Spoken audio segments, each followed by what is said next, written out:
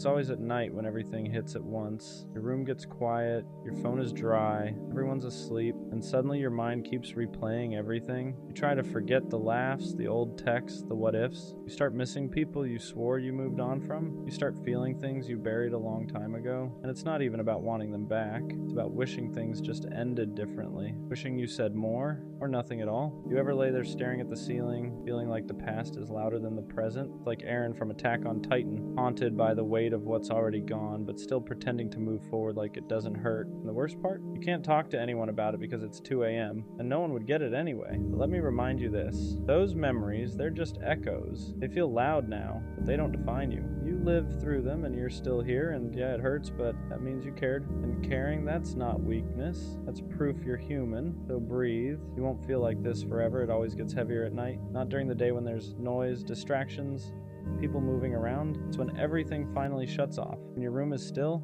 your phone hasn't buzzed in hours, and the world feels like it forgot about you. That's when your thoughts stop waiting their turn. Your mind starts pulling things out of storage you didn't ask for. Old conversations, screenshots you never deleted, moments you thought you were over until they show up uninvited. Tell yourself you've moved on, and maybe you have. Moving on doesn't mean forgetting. It just means learning how to live with what still lingers. You don't even want them back. That's the confusing part. You just wish things had ended cleaner, wish you explained yourself better, or maybe wish you stayed quiet instead of saying too much. You replay scenarios that can't be fixed, trying to rewrite endings that are already locked in. You lie there staring at the ceiling, feeling like the past is louder than the life you're living right now, like everything that mattered before is screaming for attention, while the present barely whispers. You wonder why it still affects you, why it still sneaks up on you when you thought you were stronger than this. And the worst part is the timing. Too late to text anyone, too late to explain how heavy your chest feels, too late to ask for reassurance without feeling dramatic. So you just sit with it, alone, letting it hit you in waves. It's like carrying something invisible all day, and at night you finally feel the full weight of it. You act fine, you move forward, but inside, there's still grief for versions of life that never happened, for people who changed, for moments that ended before you were ready. But here's what matters. Those memories aren't commands, they're echoes. They sound loud in the quiet, but they don't control where you're going. They don't erase the fact that you survived them. They don't cancel the future you haven't lived yet. If it hurts, that doesn't mean you're weak. It means you felt deeply. It means something mattered to you. And caring isn't something to be ashamed of, even when it leaves scars. So breathe. Let the night pass. You won't always feel like this, and one day the quiet won't feel so heavy anymore. There's a certain kind of loneliness that only shows up at night. Not the kind that comes from being alone, but the kind that comes from remembering when you weren't, when someone used to be a constant, a voice you could reach for without thinking, a presence that made the quiet feel safe instead of heavy. At night you realize how much space they used to fill. Now that space just exists, unoccupied, untouched. You don't want to fill it with anyone else because it doesn't feel right yet. So you sit with it, even though it aches. Your mind starts drifting into the what ifs. What if I had said things differently? What if I stayed quiet instead of reacting? What if I left sooner? What if I tried harder? You run through 100 alternate endings, knowing none of them change reality, but somehow your brain keeps trying anyway. That's the trap of nighttime thinking. It convinces you that if you replay the past enough times, you'll finally find peace in it. But peace doesn't live there anymore.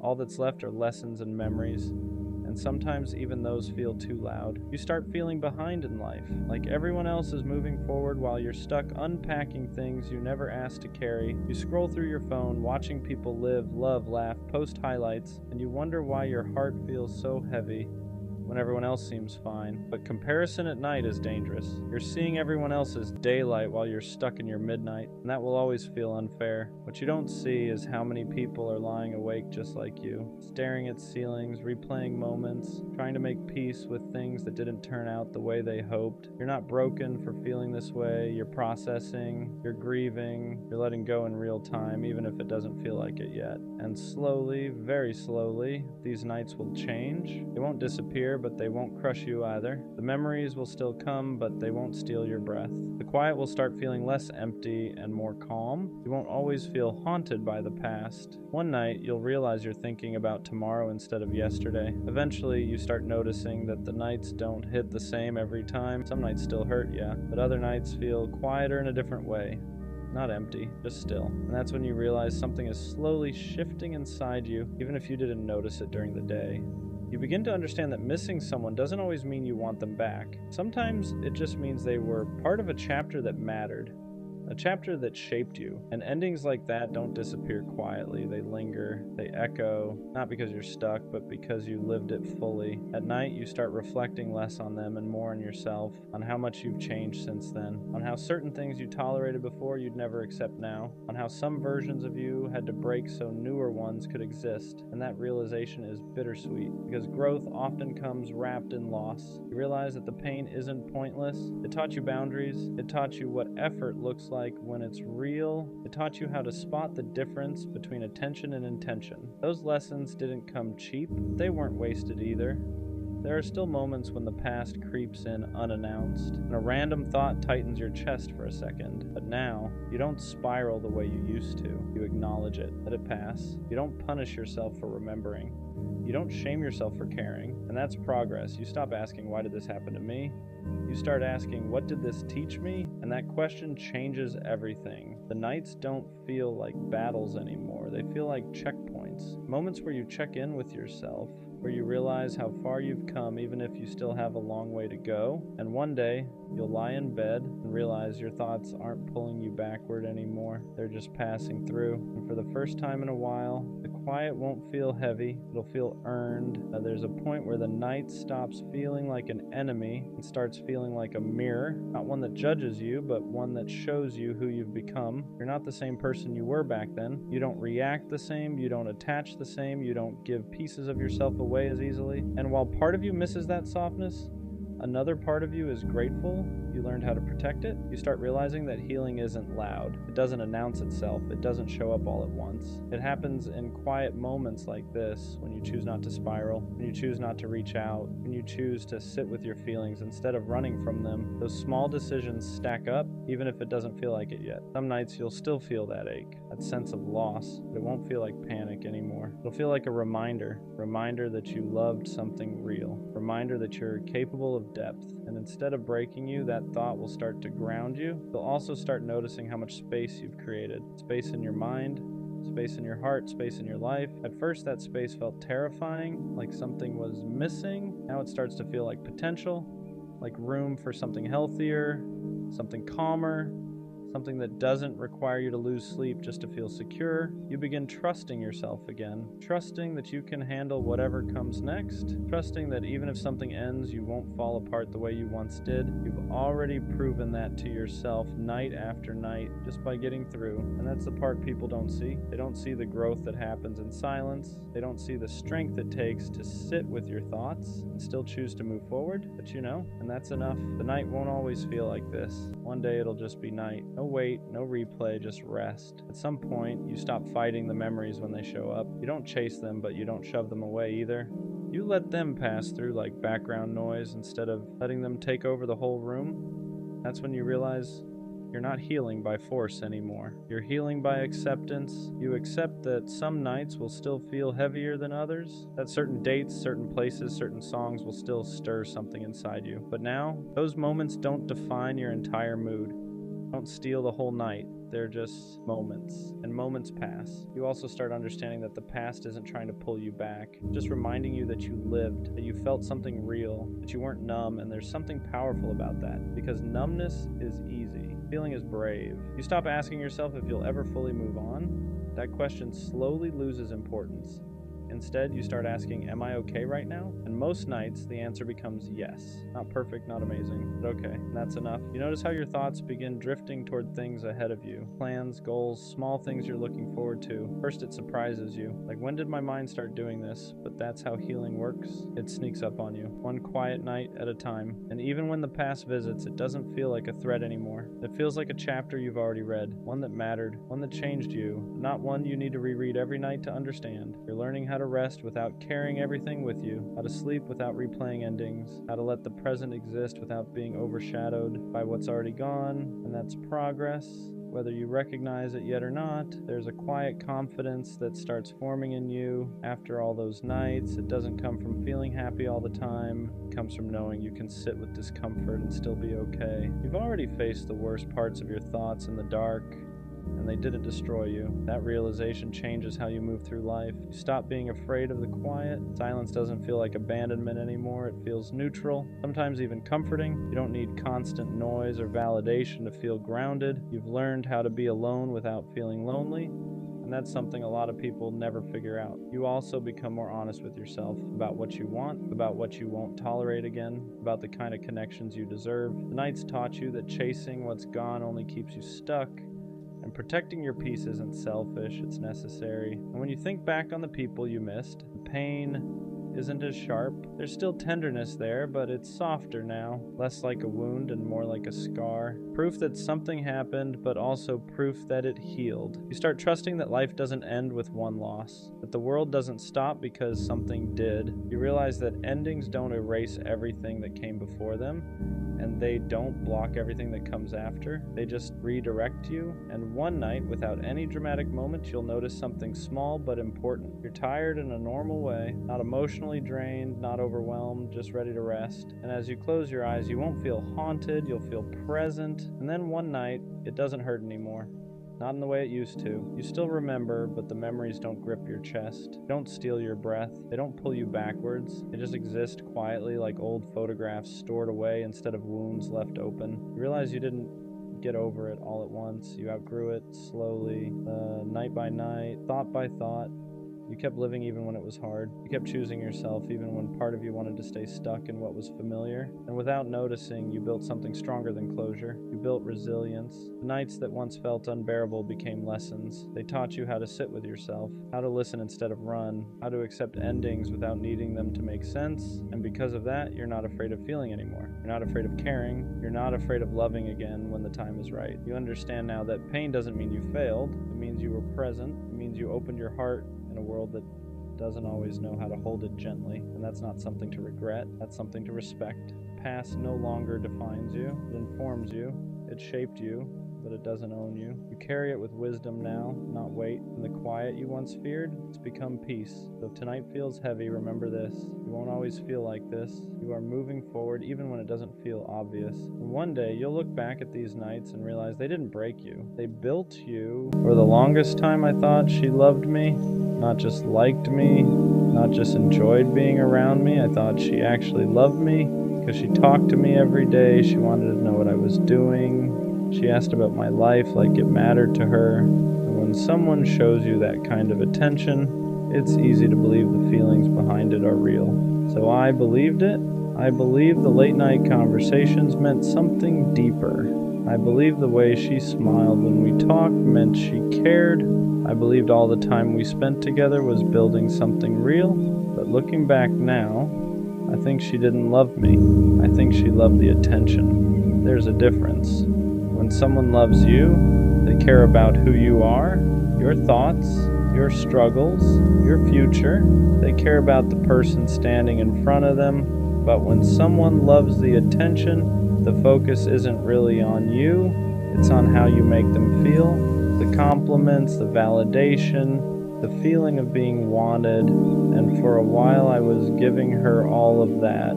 I was the person who always answered, the person who always listened, the person who always showed up when she needed someone to talk to. And I thought that meant I mattered to her, but eventually I started noticing something strange. Whenever I pulled back, she suddenly came closer. Whenever I stopped giving her attention, she started reaching out again. Not because she missed me, but because she missed the way I made her feel. And that's when something started becoming clear. Maybe she didn't love me the way I thought she did. Maybe she just loved having someone who cared about her that much. Once that thought entered my head, that maybe she didn't love me, maybe she just loved the attention, I started seeing things differently. Moments that once felt meaningful started feeling different. I remembered how often she reached out when she was bored, when she had nothing going on, when she needed someone to talk to. And every time I was there, answering her messages, listening to her problems, giving her reassurance whenever she doubted herself. At the time, I thought that's what love looked like.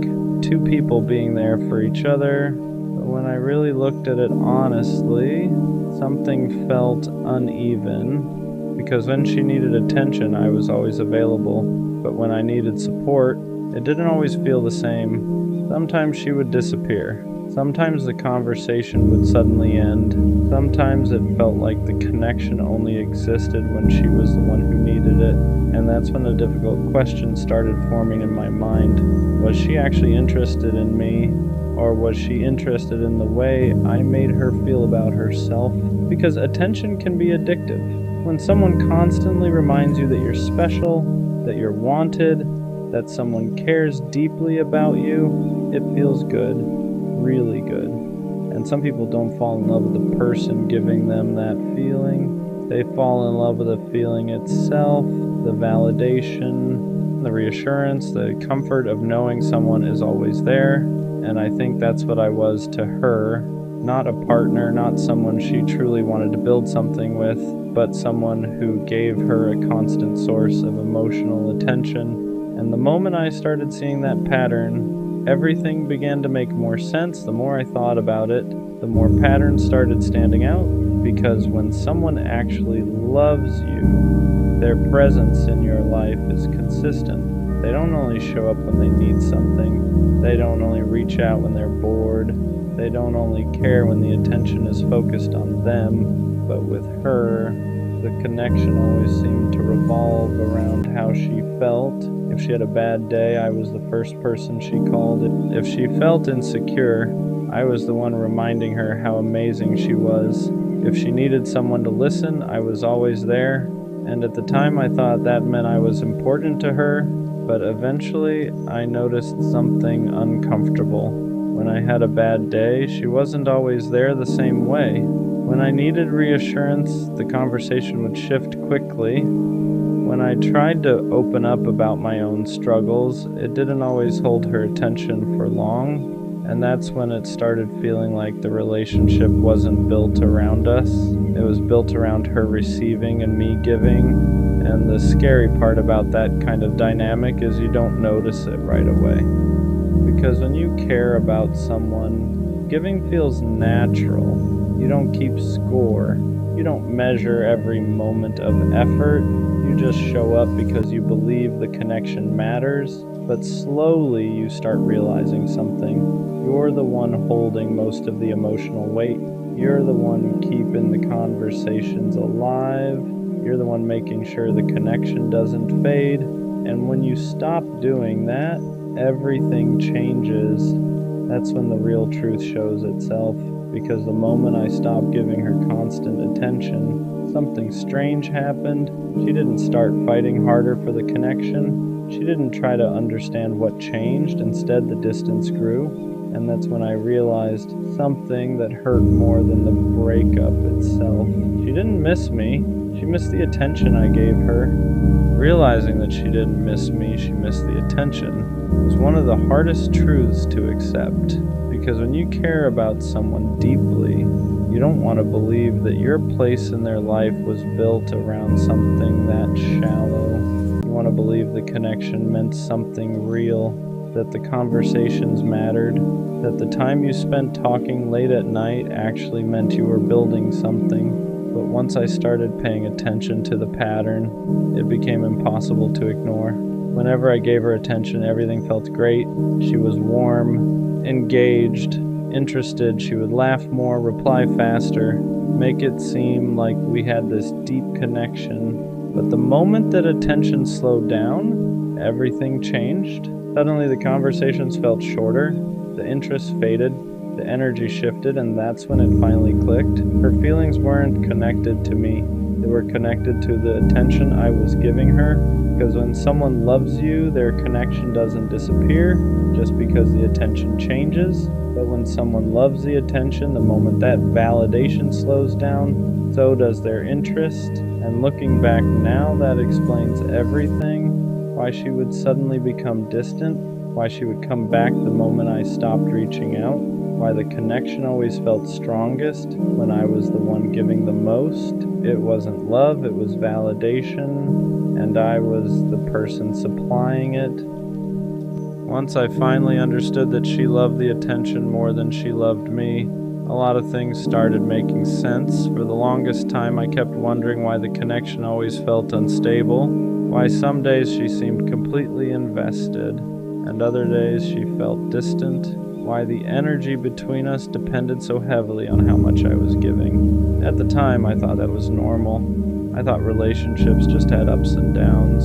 But there's a difference between normal ups and downs and a connection that only exists when one person is constantly feeding it. And that's what this was. Whenever I was fully present, texting first, asking about her day, complimenting her, showing that I cared, everything felt good between us. But when I pulled back even slightly, the dynamic changed immediately. The warmth disappeared, the conversation slowed down, and the connection that once felt so strong suddenly felt fragile. That's when it became impossible to ignore what was really happening. Because love doesn't disappear just because attention shifts for a moment, but validation does. Validation needs constant reinforcement. It needs someone to keep providing that feeling of being admired and wanted. And once that source slows down, the person who depended on it starts looking for it somewhere else. That's when I realized something that hurt more than I expected. I wasn't the person she loved. I was the person who made her feel important. And once you realize that difference, you start understanding the relationship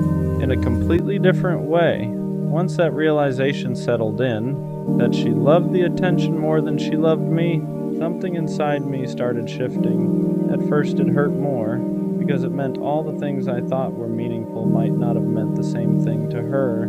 All those long conversations, all the moments where she told me things she said she didn't tell anyone else, all the time she said she appreciated having me in her life. I thought those things meant we were building something real, but now I started seeing them through a different lens.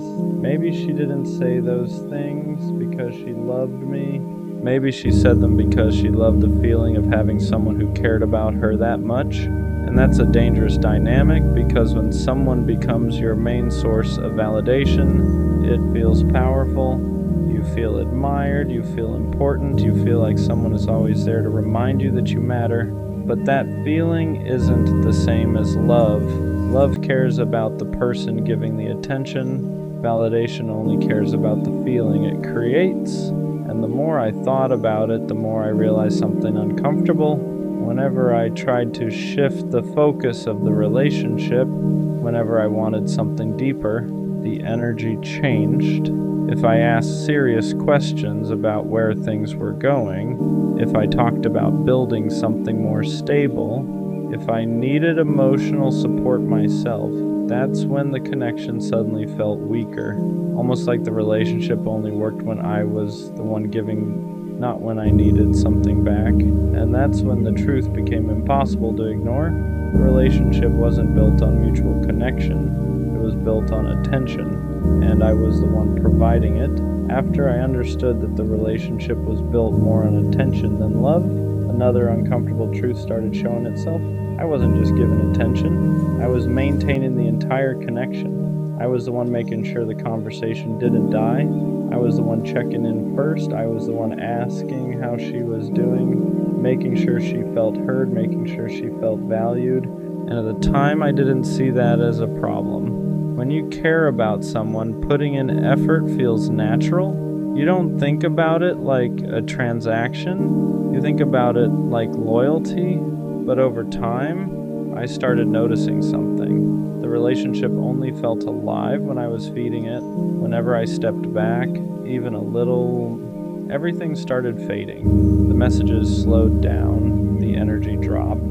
The connection that once felt strong suddenly felt fragile, and that's when it hit me. Love doesn't disappear the moment someone stops giving constant attention, but validation does. Validation needs fuel. It needs someone constantly reminding you that you're wanted, that you're interesting, that someone is thinking about you. And the moment that fuel slows down, the person who depended on it starts feeling empty. That's when they either come back asking for more, or they go find someone else who will give it to them. And I think that's what I was to her. not a partner, not someone she truly wanted to build something with. I was a source of attention, a source of validation, a source of emotional reassurance. And once you realize you were someone's source, not their choice, the whole relationship starts looking different. Once I accepted that I was just a source of attention for her, something else started becoming clear. The connection only existed when it benefited her emotionally. Whenever she needed reassurance, I was important. Whenever she felt lonely, I mattered. Whenever she needed someone to remind her that she was attractive, interesting, or worth talking to, suddenly I was the person she wanted to talk to again. But the moment she felt good again, the moment that emotional gap inside her was filled, something would change.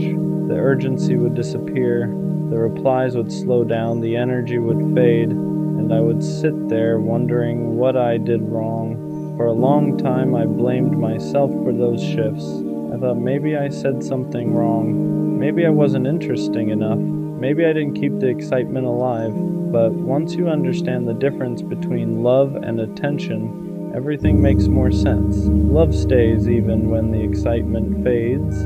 Love stays even when you're not constantly entertaining someone. Love stays even when the validation slows down for a moment. But attention doesn't work like that. Attention is temporary. It's something people chase when they need to feel good about themselves. And once they get that feeling again, they don't always need the person who gave it to them anymore. Looking back, that explains why the connection always felt inconsistent. It explains why some days she felt deeply invested in us all, and other days it felt like she barely noticed I existed, because I wasn't the person she loved. I was the person she turned to whenever she needed to feel important. And once I saw that clearly, the whole relationship started making sense in a way it never had before. For a while, realizing that hurt more than anything else, because nobody wants to believe they were just someone's source of attention. You want to believe the connection meant something deeper. You want to believe the time you invested mattered in the same way for both of you. But eventually something changed in the way I saw it. I stopped feeling embarrassed about how much I cared, because caring deeply isn't the problem. The problem is giving that level of attention to someone who only values the feeling it gives them. And that's a big difference. There's nothing wrong with being loyal. There's nothing wrong with showing up for someone you care about. The mistake is believing that everyone who accepts your attention values it the same way you do. Some people appreciate attention, other people depend on it. And the people who depend on it will keep you close as long as you keep feeding that feeling inside them. But the moment the attention stops, the connection disappears, not because they suddenly stop liking you, but because the feeling they were chasing isn't coming from you anymore. And once you understand that, something inside you changes.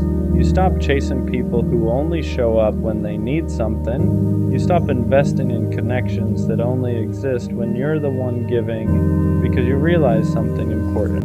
You deserve someone who values you, not just the attention you give them. Looking back now, I don't think she loved me, but I also don't think she was pretending the whole time. I think she genuinely liked how I made her feel. She liked the attention. She liked the reassurance. She liked having someone who consistently reminded her that she mattered. And for a while, that was enough to keep the connection alive. But attention alone can't build something real. Because the moment that attention stops, there's nothing holding the relationship together. And that's exactly what happened. Once I stopped constantly feeding the connection, it disappeared. At first, that felt like rejection. But now I see it differently. It wasn't rejection, it was clarity, because it showed me the difference between someone who loves you and someone who only loves the feeling you give them. And once you see that difference clearly, you stop blaming yourself for the way things ended. You realize you weren't losing someone who truly valued you. You were losing someone who valued what you provided. And that's not the kind of connection worth holding on to. One day I'll meet someone who doesn't just enjoy the attention I give them, someone who actually cares about the person giving it, someone who chooses me even when the excitement fades, someone who values the connection, not just the validation. And when that happens, I won't feel like I'm constantly proving my worth, because the right person doesn't stay for the attention, they stay for you. I don't think I ever wanted too much. I didn't need perfection. I didn't need constant attention. I didn't need someone to save me. I just wanted to be cared for. I wanted someone who noticed when I went quiet, someone who checked in without being asked, someone who didn't treat my presence like something optional. But every time I tried to explain that, it sounded like neediness, like I was asking for too much. So I stayed quiet. I accepted less. I told myself I was independent enough to not need reassurance, but deep down that wasn't true. I wasn't asking to be obsessed over. I wasn't asking to be put on a pedestal. I was asking to matter, to feel like my absence would be noticed, like my feelings would be considered, like I didn't have to earn basic care by being easy, understanding, or low maintenance. And every time I didn't get that, I told myself it was fine, that this is just how people are, that expecting care is unrealistic, that I should be grateful for whatever effort showed up, but wanting to be cared for doesn't make you weak. It means you're human. It means you want a connection where effort is mutual and presence isn't forced. And the hardest part is realizing how long you stayed in places where you felt invisible just because you didn't want to seem like you needed too much. I didn't want someone to fix me. I just wanted someone who cared enough to stay aware of me. At some point, wanting to be cared for turns into accepting the bare minimum. You stop asking questions, stop expressing needs, stop pointing out what hurts, because every time you do, it feels like you're asking for too much. So you adjust, you get excited over replies that should be normal, you appreciate effort that should be consistent, you thank people for things they do effortlessly if they truly cared, and you tell yourself this is just how love works. But deep down you feel it, the imbalance, the quiet disappointment, the way you're always the one paying attention. You're not asking for grand gestures, you're asking for awareness, to be checked on, to be considered, to feel like your emotions aren't an inconvenience, but instead you keep shrinking your expectations to fit what people are willing to give. You call it being low maintenance, being understanding, being independent, when really you're just afraid that if you ask for more, you'll lose what little you have. And that's the part that hurts, because you don't want more love, you just want the love that's already there to show up consistently. You don't want to beg for care, you want it to be natural. And the longer you settle, the more you start questioning yourself. Am I too sensitive? Am I needy? Am I wrong for wanting this? But wanting to be cared for was never the problem. Staying where you're barely noticed is. Pretending you don't need care slowly disconnects you from yourself. You start ignoring your own feelings before anyone else can. You tell yourself you're fine even when you're not. You swallow disappointment and call it maturity, because admitting you want care feels risky. It feels like giving someone power to decide whether you're too much, so you choose silence instead. You become the easy one, the understanding one, the one who doesn't ask for reassurance or consistency or emotional presence. And people like that version of you because it asks for nothing, but inside something starts to dull. You feel lonely even when you're not alone. You feel unseen even when someone's there. You start questioning whether your needs are even valid anymore. That's when you know you've gone too far. Not by wanting care, but by convincing yourself you don't deserve it. You weren't meant to love people from a distance. You weren't meant to be strong at the cost of being felt. Care isn't weakness. Wanting it isn't dependency. It's connection. And the moment you deny yourself that truth, you don't just lose it from others, you lose it from yourself. There's a moment where it finally hits you. You've been caring for everyone else while no one was really caring for you. You remember how often you checked in, how often you noticed shifts in tone, how often you adjusted yourself to make things easier for others, and then you look back and realize how rarely anyone did that for you. No one asked if you were okay when you went quiet. No one noticed when your energy changed. No one slowed down enough to really see you. And that realization hurts in a quiet, heavy way because you weren't asking for perfection. You weren't asking to be prioritized above everything. You were asking for reciprocity. To feel like your presence mattered as much as you made theirs matter. That's when the exhaustion sets in.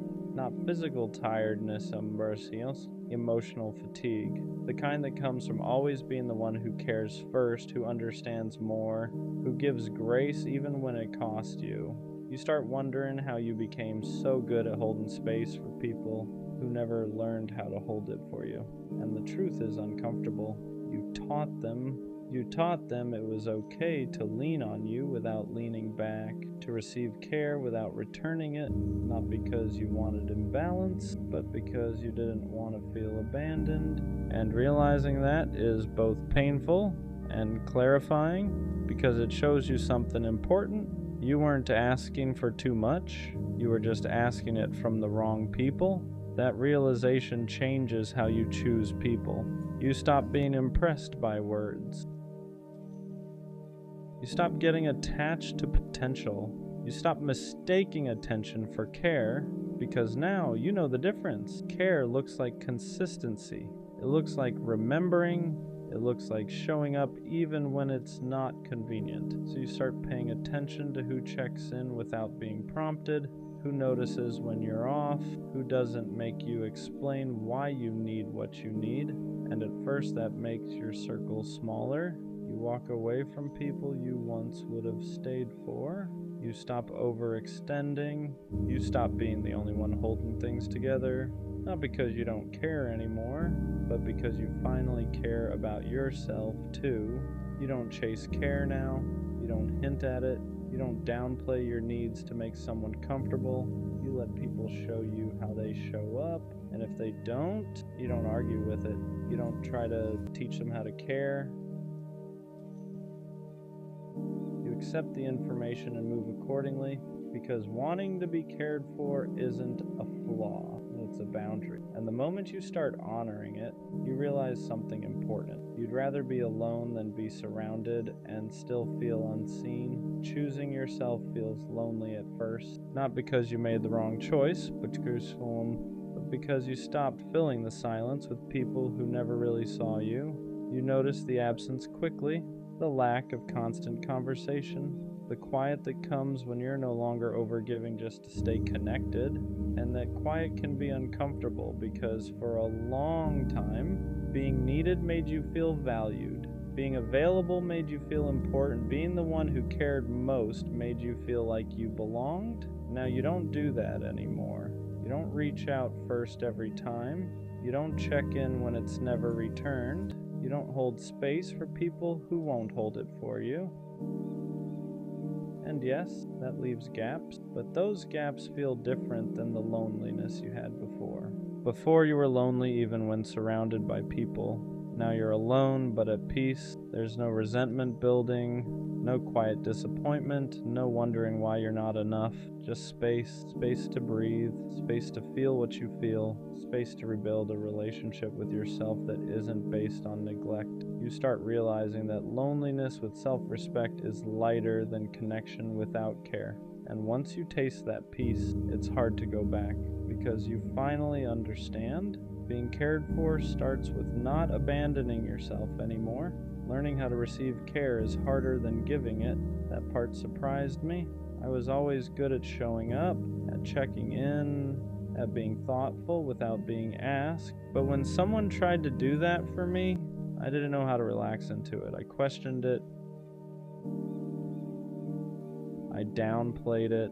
I felt uncomfortable being the one who was noticed because for so long, care felt conditional, like something you earned by being useful, easy, understanding. So when someone offers it freely, without you proving anything, your first instinct is to brace yourself. You wait for it to disappear. You look for the catch. You assume it won't last. And that's not because you don't want care. It's because you're not used to it being consistent. You're used to being the giver, the supporter, the one who adapts. So receiving feels vulnerable in a way giving never did. It means letting someone see you without performing, letting yourself need without apologizing, letting care exist without questioning your worthiness of it. That takes unlearning. It takes time to believe that you don't have to exhaust yourself to deserve tenderness. And I'm still learning that, still reminding myself that care doesn't have to be chased, earned, or negotiated. Sometimes it's just there, and allowing it in is the bravest thing you can do after spending so long surviving without it. At some point, you stop asking why people don't care. You stop replaying conversations, stop analyzing tone, stop wondering what you could have done differently, because that question only keeps you stuck chasing explanations instead of truth. So you ask a different question: who actually shows up for me? Not who says they care, not who means well, not who shows interest when it's easy, but who checks in consistently, who notices when you're quiet, who doesn't disappear when you need space or reassurance or time. And the answer is usually smaller than you expect: fewer people, less noise, more clarity. That realization hurts, but it also simplifies everything. You stop pouring into people who only take. You stop investing in connections that leave you feeling unseen. You don't make announcements. You don't explain your shift. You just move differently. You protect your energy. You reserve your care for those who return it naturally. And slowly you stop feeling desperate to be noticed, because you're no longer surrounding yourself with people who make you feel invisible. Care stops being something you beg for and starts being something you recognize. And that's when you finally understand being cared for isn't about convincing people to treat you better. It's about choosing the ones who already do. Wanting to be cared for doesn't make you needy. It makes you honest. Needy is asking someone to fill a void they didn't create. Needy is expecting one person to carry everything for you. But wanting care, that's wanting reciprocity. That's wanting your effort to be met, your presence to be valued, your emotions to be considered. You're not asking someone to revolve their life around you. You're asking them to see you. And somewhere along the way, you were taught that asking for that was too much. So you minimized yourself. You softened your needs. You told yourself independence meant not needing anything from anyone. But that wasn't strength. That was self-denial. Because even the strongest people need to feel cared for sometimes. Need to feel noticed. Need to feel like their existence matters to someone else. You don't want care because you can't survive without it. You want it because connection is part of being human. And the moment you stop shaming yourself for wanting that, everything changes. You stop apologizing for your needs. You stop pretending you're okay with being overlooked. You stop accepting crumbs just to feel included. You realize something important. You're not asking for too much. You're asking the wrong people. At the end of all this, I realized something simple. Wanting to be cared for is not something I negotiate anymore.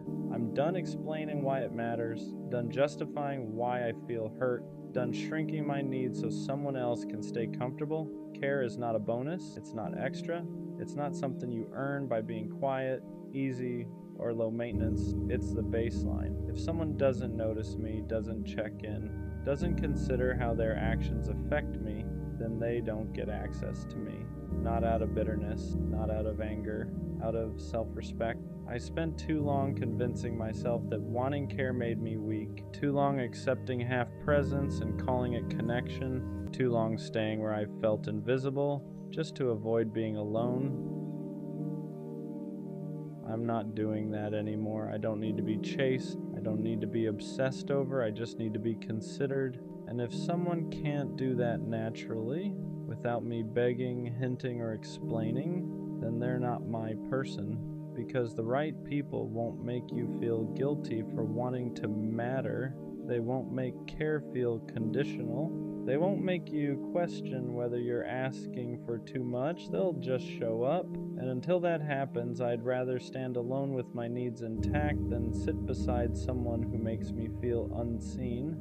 I didn't want too much, I just wanted to be cared for. And now I care enough about myself to never accept less again. We all know that one friend who's genuinely a good guy, not the fake nice kind, not the kind that's only good when it benefits him. I mean the real kind, the one who listens more than he talks, the one who checks in just because, the one who walks her home, texts, "Let me know when you get there," and actually waits for the reply, not for points, not for validation, just because that's who he is. He shows up when people call. He remembers small details, he gives effort without keeping score, and somehow he's always the one that gets hurt. Girls say they want a good guy. They say they're tired of games, tired of being treated wrong, but when a good guy actually shows up, he gets pushed to the side, kept around just in case, treated like an option instead of a choice. He gets left on red, gets mixed signals, gets told, "You're amazing, just not right now." And then one day, he watches her choose someone who won't even do half of what he did. And the worst part? He doesn't complain about it, he jokes it off, acts like it doesn't bother him, plays it cool. But if you're paying attention, you see the change. He laughs less, questions himself more, starts wondering if being genuine is the problem. If caring too much makes him weak, if being a good guy even matters anymore, so he hardens a little, pulls back, stops giving as freely, not because he wants to be cold, but because the world keeps teaching him that softness gets punished. It reminds me of Tanjiro from Demon Slayer. Gentle, compassionate, kind even to people who don't deserve it. People mistake that kindness for weakness until they realize how much strength it actually takes to stay good in a cruel world. That's the truth people forget. Real strength isn't loud.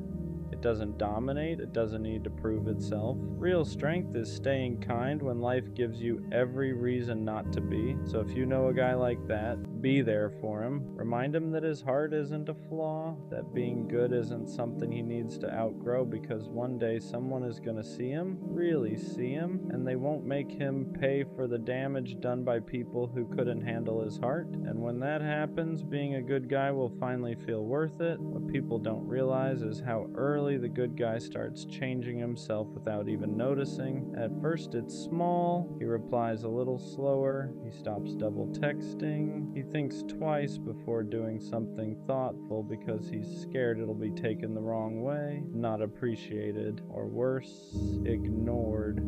He starts asking himself questions he never used to ask. Am I doing too much? Should I care less? Why do I always end up like this? And that's dangerous, because now he's learning to dull the very traits that made him special. The world doesn't break good guys all at once. It chips away at him slowly. Every time his effort isn't matched, every time his loyalty is taken for granted, every time he's told he's perfect but still not chosen. Eventually he starts building walls, not because he wants to play games, but because he's tired of being the only one who loses when he plays fair. He watches people who treat others poorly get rewarded with attention, love, and chances, and he wonders what he's doing wrong for choosing empathy instead of ego. But here's what nobody tells him. Being a good guy isn't about what you receive immediately, it's about who you become long-term. Patience he has, the emotional awareness, the ability to love deeply without needing control. Those qualities don't disappear just because they've been overlooked. They mature, and when the right person finally comes along, those same traits won't feel like a burden. They'll feel like safety, like home, like something rare in a world full of half-effort and emotional detachment. The good guy doesn't lose. He just waits longer for the right win. There's also something else the good guy carries that no one talks about. Guilt for feeling angry when he's treated unfairly, guilt for wanting to pull away, guilt for even questioning whether being kind is worth it anymore, because deep down he doesn't want to become someone he wouldn't recognize. So instead of expressing that frustration, he swallows it. He tells himself to be patient, to be understanding, to give people the benefit of the doubt, even when they've shown him who they are multiple times. And that self-control, that restraint, it takes more strength than most people will ever realize, but it comes at a cost. He starts to feel invisible, like his effort only matters when it's convenient for someone else, like his loyalty is expected, not appreciated, and the scariest part isn't that people take advantage of him, it's that he starts expecting it. That's when the good guy begins to question his worth, not in a dramatic way,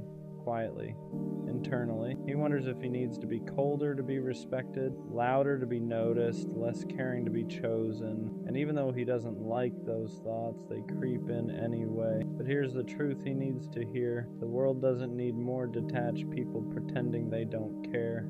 It needs more people who choose kindness, even when it's inconvenient. More people who know how to love without manipulation. More people who stay solid when everything around them feels fake. The good guy isn't weak for feeling deeply. He's strong for not letting pain turn him into something he's not. And one day that integrity will matter more than all the times he was overlooked. At some point, the good guy has to learn a hard lesson. Being kind doesn't mean being available to everyone. Being loyal doesn't mean tolerating disrespect. And having a good heart doesn't mean you owe it to people who keep proving they don't know how to handle it. This is usually the stage where he starts choosing himself. Not in a selfish way, not in a bitter way, but in a quiet, self-respecting way. He stops chasing people who only reach out when it's convenient. He stops over-explaining his intentions. He stops proving that he's different. Because the truth is, the right people don't need convincing. The good guy learns that boundaries aren't walls, they're filters. They don't block love, they block misuse. And once he understands that, everything changes. He becomes more selective with his energy, more intentional with who gets access to him. He still cares deeply, but now it's earned. This is where his strength really shows. He doesn't become cruel, he doesn't become cold, he just becomes aware. He learns that love shouldn't feel like constantly waiting your turn, that effort shouldn't feel one-sided, that if someone truly values you, they won't make you question where you stand. And when he finally meets someone who matches his energy, who sees his kindness as safety instead of weakness, it clicks. All the waiting, all the hurt, all the doubt, it suddenly makes sense. Because the good guy wasn't wrong for being good. He was just giving his heart to the wrong people. There's a moment where the good guy finally realized something important. He was never meant to be understood by everyone. His way of loving was never designed for people who thrive on attention, chaos, or option. It was meant for someone who values depth, consistency, and intention. And once that clicks, he stops feeling ashamed of who he is. He understands now that not everyone deserves access to his softness, that some people only know how to take, not receive. And that doesn't make him naive, it makes him discerning. He doesn't need to change his heart, he just needs to protect it better. The good guy learns how to walk away without guilt, not because he stopped caring, but because he started caring about himself too. He learns that choosing peace over potential isn't giving up, it's growth. That silence is sometimes the loudest form of self-respect, and slowly something shifts. He speaks clearer, stops apologizing for having standards. He no longer wonders if being a good guy is worth it. He knows it is, because even if the world tried to harden him, it didn't succeed. He stayed true, and that integrity, that's something no one can take from him. One day, someone will meet him where he is. They won't question his intention. They won't test his loyalty. They won't confuse kindness for weakness. They'll recognize it immediately, and they'll protect it the same way he does. Until then, the good guy keeps moving forward, not bitter, not broken, just wiser. And when that day comes, it won't feel dramatic. It won't feel like a movie moment where everything suddenly makes sense all at once. It'll feel calm, familiar, almost quiet, because the right person won't make the good guy question himself. They won't make him wonder if he's doing too much or not enough. They won't make him feel like he has to shrink his heart to be accepted. They'll meet him where he stands. They'll appreciate the way he listens, the way he shows up, the way he loves without keeping score. And for the first time, he won't feel like his kindness is a liability. It'll feel like a gift, something mutual, something protected, something finally returned. The good guy won't have to explain himself anymore. He won't have to prove that his intentions are real. He won't have to play it cool or pretend he doesn't care. He'll be allowed to be exactly who he is, and that'll be enough. Until then, the journey matters. Every disappointment taught him boundaries. Every heartbreak taught him discernment. Every moment of doubt sharpened his sense of self. He didn't lose those years being overlooked. He was being prepared to recognize real love when it shows up, prepared to walk away from anything that feels half-hearted, prepared to protect his heart without hardening. So if you're that good guy reading this, don't change. Don't let the world convince you that you need to become colder to survive. Stay solid, stay honest, stay kind. Just be selective with who gets that version of you. Because the world doesn't need fewer good guys.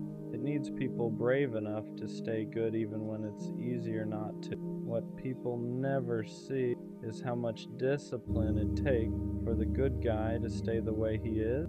Every bad experience tempts him to harden up. Every time he's overlooked, replaced, or taken for granted, there's a voice in his head telling him to stop caring so much, to move differently, to love less, to become like everyone else. But he doesn't. Not because it's easy, but because he knows who he is. He understands now that changing his character to fit a broken system would only cost him himself, and losing yourself just to be chosen by the wrong people is a price that's too high. So instead of becoming colder, he becomes more intentional. Instead of closing his heart, he narrows the door. He learns that being good doesn't mean being accessible to everyone. It means being principled. It means having the strength to say no, to walk away, to choose solitude over disrespect. And that kind of self-control, that's rare. The good guy also learns to forgive, not to excuse what hurt him, but to free himself from carrying resentment. He doesn't want bitterness living rent-free in his heart. He wants peace, growth, clarity, and forgiveness is part of that process. And one day, when someone finally meets him with the same depth, the same consistency, the same effort, he'll recognize it immediately. Not because it feels intense, but because it feels familiar. Until then, he keeps building, keeps healing, keeps choosing integrity over impulse, because the good guy isn't waiting to be saved. He's becoming someone worth meeting. In the end, the good guy doesn't get a dramatic apology from everyone who hurt him. He doesn't get closure from every situation that left scars. And he doesn't get a moment where the world suddenly admits it was wrong for overlooking him. What he gets is something quiet and far more powerful. He gets peace. Peace in knowing he never had to become someone else to survive. Peace in knowing his heart stayed intact even after everything. Peace in knowing he loved honestly in a world that often rewards the opposite. He looks back and realizes that every time he was ignored, every time he was treated like an option, every time he was underestimated, it wasn't a reflection of his worth. It was a reflection of who couldn't meet him where he stood. And that understanding changes everything, because now he doesn't crave validation. He doesn't chase attention. He doesn't beg to be chosen. He knows who he is. And when love finally finds him, the kind that's mutual, intentional, and steady, it won't feel like winning. It'll feel like alignment, like finally being understood without having to explain yourself, like being valued without having to prove. Until then, the good guy keeps walking forward, not bitter, not resentful, not hard, just grounded. And that's the kind of strength no one can take. I found out what she really thought of me, and I wish I didn't, because in my head, it was different. I thought she respected me. I thought she valued me. I thought the way I showed up actually meant something to her. But the truth, it wasn't what I believed. And it didn't come out in a direct way. Not a conversation. Not something she sat me down and said. It came out indirectly, through things I wasn't supposed to hear, through how she spoke when I wasn't around. And that's when it hit me. The version of me in her head wasn't the same as the version of me I thought she saw. At first I didn't want to believe it because it didn't match how she acted around me. With me, she seemed calm, interested, like she actually cared. But what I heard didn't sound like that version of her at all. It sounded detached, like I wasn't that important, like I was just there. And that's what messes with you. When someone treats you one way to your face and thinks something completely different behind it, because now you don't know what was real, the way she talked to you or the way she talked about you. And once I heard it, I couldn't unhear it. Every memory started changing. Moments that felt genuine started feeling questionable. Things she said started sounding different in my head, because now I was looking at everything through a new lens, a more honest one. And the more I thought about it, the more it started making sense. Why sometimes her energy felt off. Why sometimes I felt like I was trying harder. Why something always felt slightly uneven. I just didn't want to accept it back then. Because when you care about someone, you don't want to believe they see you differently than you see them. You want to believe it's mutual, that the respect is equal, that the value is the same on both sides. But it wasn't. Not really. Because if she truly saw me the way I thought she did, she wouldn't have spoken about me like that. She wouldn't have minimized what I was giving. She wouldn't have treated my presence like something replaceable. And that's the part that hits your ego. Not in a loud way, in a quiet way. Because now you're not just dealing with losing her. You're dealing with realizing how little you meant in her perspective. While you were taking her seriously, she wasn't taking you the same way, and that imbalance, it hurts more than the ending. For a while I started questioning myself, like maybe I misread everything. Maybe I thought it was deeper than it actually was. Maybe I gave too much meaning to something that wasn't built to hold it, because when someone sees you as less than what you believed, it makes you feel like you got it wrong. But here's what I had to understand. Just because she didn't value me properly, doesn't mean I wasn't valuable. The problem wasn't who I was, it was how she saw me. And you can't control that.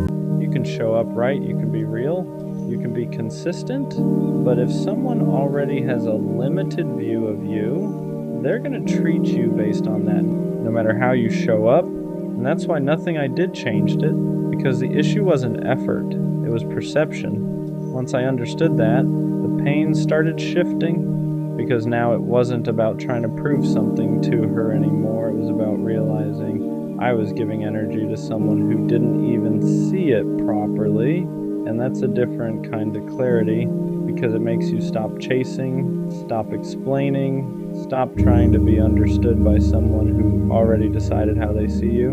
And honestly, I'm glad I found out, even though it hurt, because I would have kept going, thinking it was deeper than it actually was, thinking she valued me the way I valued her, and that would have kept me stuck. But the truth, even when it's uncomfortable, it frees you. So yeah, then I found out what she really thought of me, and it wasn't what I expected, but now I see it clearly. The right person doesn't make you question your value. They don't talk about you like you're nothing. They don't treat you like you're replaceable. They see you fully, clearly, and they move accordingly. So I'm not mad at what I found out. I'm just glad I didn't stay blind to it, because now I know one thing for sure. I'd rather know the truth than keep believing something that was never real. I stayed loyal. That's the part that messes with me the most. Not because I regret it, but because I know I was real the whole time. I didn't switch up. I didn't look for other options. I didn't keep backups just in case. When I said I was with her, I meant it. Even when things fell off, even when her energy started changing, even when I had moments where I could have pulled back and protected myself, I didn't. Because in my head, loyalty wasn't something you give only when it's easy. It's something you keep, especially when it's not. So I stayed consistent, I stayed patient, I stayed solid in a situation that slowly stopped being solid back. And the crazy part is, while I was staying loyal, she wasn't. The part that's hard to explain is how I stayed the same, even when everything around me started changing. I noticed it, the distance, the shift in energy, the way conversations didn't feel the same anymore. I'm not blind, I saw the signs, but I chose to stay loyal anyway, because I told myself something simple. If I'm real about this, I don't switch up just because it gets uncomfortable. So I didn't match her energy when it dropped. I didn't start moving different. I didn't go looking for someone else. Just because things felt uncertain, I stayed. I kept showing up the same way I always did, and maybe that was my mistake, not being loyal, but being loyal to someone who had already started moving differently behind the scenes, because while I was protecting what we had, she was slowly stepping out of it, and I didn't want to believe that, because loyalty makes you believe in what something was, even when it's no longer what it is. The truth didn't hit me all at once. It came in pieces, little realizations that didn't fully make sense at first, moments where things felt off, but not off enough to walk away. I would notice small things, the way she moved differently, the way her attention felt split, the way her consistency started depending on her mood, and every time I noticed it, I told myself the same thing. Don't overthink it, because when you're loyal, you don't want to accuse someone of something they haven't admitted. You give them the benefit of the doubt. You trust what you had, instead of questioning what it's becoming. So I stayed grounded. I stayed the same. I kept treating her like she was still fully in it, even when deep down I could feel she wasn't. And that's the part that hurts the most. Not that she switched up, but that I stayed solid while she was already moving differently. At some point, the truth became impossible to ignore, not because she said it, but because her actions started saying it for her. You can feel when someone isn't fully there anymore. You don't need proof, you don't need confirmation. It's in the energy, the way they reply, the way they move, the way they stop showing up the same way they used to. And I felt that, but I stayed loyal anyway, because I kept thinking loyalty meant holding on, holding it together, holding on to what we had, even if it was slipping. But here's what I didn't understand at the time. You can't hold something together by yourself, and I was the only one holding. The more I look back at it, the more I realize something that's hard to accept. I wasn't just being loyal, I was ignoring reality, because loyalty doesn't mean staying blind. It doesn't mean pretending everything is okay when it's clearly not. But that's what I was doing. I was staying consistent in a situation that was becoming inconsistent. I was giving the same energy to someone who had already started giving less, and the imbalance kept growing slowly, quietly, until it was obvious. But by then, I had already invested too much to walk away easily, and then it finally happened. Not in some dramatic way, not in a way that gave me closure, just clarity. She wasn't loyal, not in the way I was. While I was choosing her every day, she was leaving space for something else, maybe someone else, maybe just options, but either way, she wasn't standing where I was standing. And that realization hits different, because it's not just about losing someone. It's about realizing you weren't standing on the same level the whole time. For a while, that made me question everything, not just her, myself. I started thinking, was I too loyal? Did I stay too solid? Should I have moved differently?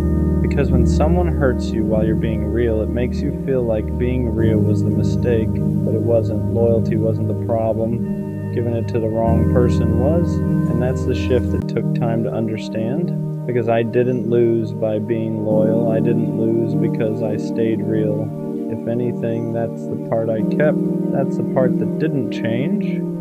She changed. She moved different. She chose differently. But me, I stayed who I said I was, and that matters more than it feels like it does in the moment. And because here's the truth, no one tells you right away. Being loyal to the wrong person will hurt, but it will also teach you exactly what real loyalty should look like when it's returned. It shows you the difference between someone who says they care and someone who actually stands on it. And once you've felt that difference, you stop settling for anything less. You stop accepting half effort. You stop excusing inconsistency, because now you know what it feels like to give fully. So next time, you expect it back. So yeah, I stayed loyal and she didn't, and for a while that felt like I lost, but now I see it differently, because loyalty isn't something you regret. regret. It's something you protect. You just learn who deserves it. The right person won't make you question it. Won't make you feel like you're the only one holding things together. Won't make you feel stupid for being real. They'll match it naturally, consistently, without you having to ask. So, no, I'm not changing the way I love. I'm just changing who I give it to. Because being loyal isn't the mistake. Giving it to someone who wasn't is. I don't know who needs to hear this, but you have to let them go. Not slowly, not halfway, not with one foot still stuck in the past. You have to actually let them go. Because they're not coming back. Not in the way you want, not in the way you deserve. And holding on to that hope is what's keeping you stuck. That's the hardest part to accept. Not the loss itself, but the finality of it. The idea that the version of them you're waiting for doesn't exist anymore. Or maybe it never did. You keep replaying memories, rereading old messages, telling yourself that if you just wait a little longer, they'll realize what they lost. That they'll come back changed, more sure, more ready. But the truth is, if they wanted to come back, they would have already. Letting go feels like betrayal. Like you're giving up on something that once meant everything to you. It feels wrong to stop caring when you cared so deeply for so long. Your mind keeps fighting it, saying just one more day, just one more chance, just one more sign. But every extra day you hold on is another day you delay your own healing. You don't let go because you stop loving them. You let go because loving them is costing you yourself, your peace, your sleep, your confidence, your ability to be present. You've been living in a constant state of waiting for a text, waiting for clarity, waiting for closure that isn't coming, and that waiting has slowly been draining you. Here's what nobody tells you. Closure doesn't always come from a conversation. Sometimes closure is realizing that silence is the answer, that their absence is the explanation, that the confusion you feel is the clarity you've been avoiding. Because someone who truly wants to be in your life won't make you question where you stand. You keep thinking that letting go means nothing good will ever replace what you lost, that you missed your chance, that this was the one. That's grief talking, not truth. Grief narrows your vision, makes the past feel bigger than the future. It convinces you that the best days are behind you, when in reality they haven't even happened yet. Letting go doesn't happen all at once. It's a series of small, painful choices. Choosing not to check their profile, choosing not to reread old messages, choosing not to fantasize about a version of them that no longer exists, choosing yourself, even when it hurts. And yeah, it's a hard pill to swallow, one of the hardest. But the sooner you swallow it, the sooner you can breathe again. The sooner your life starts moving forward instead of replaying the same chapter over and over. Good things are going to come again. I promise you that. But they can't find you if you're still emotionally living somewhere you no longer belong. Right now, it probably feels impossible to believe that anything good could come after this. When you lose someone you were attached to, your world shrinks. Your future starts looking empty, quiet, unfamiliar. You measure everything against them. Every laugh feels weaker. Every conversation feels forced. Every good moment feels incomplete because they're not there to share it with. That's normal. Your brain is grieving what could have been, not just what was. You're mourning the plans you never got to live out, the version of the future you built in your head, the comfort of having someone to lean on. And when that disappears, your mind panics. It tells you this was it. This was your chance. You won't feel like this again. But that voice isn't truth. It's fear. Fear tries to convince you that staying attached is safer than starting over, that even pain you recognize is better than uncertainty. So you cling to what's familiar even when it hurts you, even when it drains you, even when it keeps you stuck in the same emotional place you've been in for too long. Letting go feels like stepping into darkness. You don't know what's on the other side yet. You don't know who you'll become without them. You don't know how long it'll take to feel okay again, and that uncertainty is terrifying. But staying where you are guarantees one thing: nothing changes. You don't heal by holding on tighter. You heal by loosening your grip, even when every part of you wants to resist. You heal by accepting that some people are meant to be chapters, not whole stories, that some connections exist to teach you something, not to stay forever. And yeah, it hurts to admit that someone you love doesn't have a place in your life anymore. It hurts to realize that effort wasn't enough, that love alone couldn't fix timing, readiness, or their inability to choose you fully. But pain doesn't mean failure. Pain means you cared. Pain means you were real. You're not weak for struggling to let go. You're human. But don't confuse holding on with loyalty. Don't confuse waiting with strength. Sometimes the bravest thing you can do is walk away from something you still want because you know it's no longer good for you. You're not erasing them by letting go. You're releasing yourself. One of the most painful realizations you'll have is that letting go isn't about them at all. It's about you. It's about finally admitting that you've been living for something that no longer exists, that you've been holding space in your heart for someone who stopped holding space for you a long time ago. You tell yourself you're just being patient, that you're strong for waiting, that real love doesn't give up, but there's a difference between patience and self-abandonment. There's a difference between fighting for something and fighting yourself every single day just to survive it. And deep down, you know which one this has become. You've been stuck in this cycle of hope and disappointment. One day you feel okay, almost proud of how far you've come. The next day, a memory hits you out of nowhere and you're right back at the beginning. A song, a place, a random thought at 2 a.m., and suddenly your chest feels heavy again. That doesn't mean you're failing. It means you haven't fully let go yet, because part of you is still waiting for them to validate what you felt, to admit they hurt you, to say they cared as much as you did. But here's the truth you don't want to accept yet. You may never get that. And waiting for it is only keeping you tied to someone who already moved on. Letting go means accepting unanswered questions. It means choosing peace over understanding. It means realizing that not everything broken needs to be fixed. Some things just need to be released, and that's uncomfortable because your heart wants certainty, wants meaning, it wants closure wrapped in a conversation that makes everything make sense. But sometimes closure is recognizing that someone's inability to choose you is the answer, that their silence, their distance, their inconsistency already told you everything you needed to know. You just weren't ready to hear it yet. You didn't imagine the connection. You didn't make it all up. What you felt was real. But real feelings don't guarantee a real future, and holding on to that distinction is one of the hardest lessons you'll ever learn. You're not behind for struggling with this. You're not weak for missing them, but you are allowed to stop suffering for someone who isn't suffering without you. There comes a moment where you have to be honest with yourself about what you're really holding on to. Is it them, or is it the version of them you created in your head? The version that would have changed, the version that would have stayed, the version that would have finally chosen you the way you needed, because most of the time, that's what keeps you stuck. Not reality, but imagination. You fell in love with potential, with what could have been. If things were different, if timing was better, if they were more emotionally available, if they wanted the same future you did, but you can't build a life on ifs, and you can't heal while you're still negotiating with the past. Your heart keeps saying just a little longer. Your mind keeps saying maybe one more chance, but your body is exhausted, tired of carrying the weight, tired of the anxiety, tired of waking up every day with the same ache in your chest. That's your sign. Not everything that hurts is meant to be held on to. Letting go doesn't mean you pretend it didn't matter. It mattered deeply. That's why it hurts, but there's a difference between honoring what you felt and imprisoning yourself in it. You're allowed to acknowledge the love without chaining yourself to the loss. And here's something important. Moving on doesn't mean you'll forget them. You won't. Certain people leave marks on us, but those marks don't have to control where we go next. They can be reminders instead of wounds, lessons instead of anchors. Right now you're still looking backward, trying to make sense of something that already ended, but life doesn't unfold in reverse. There are people you haven't met yet,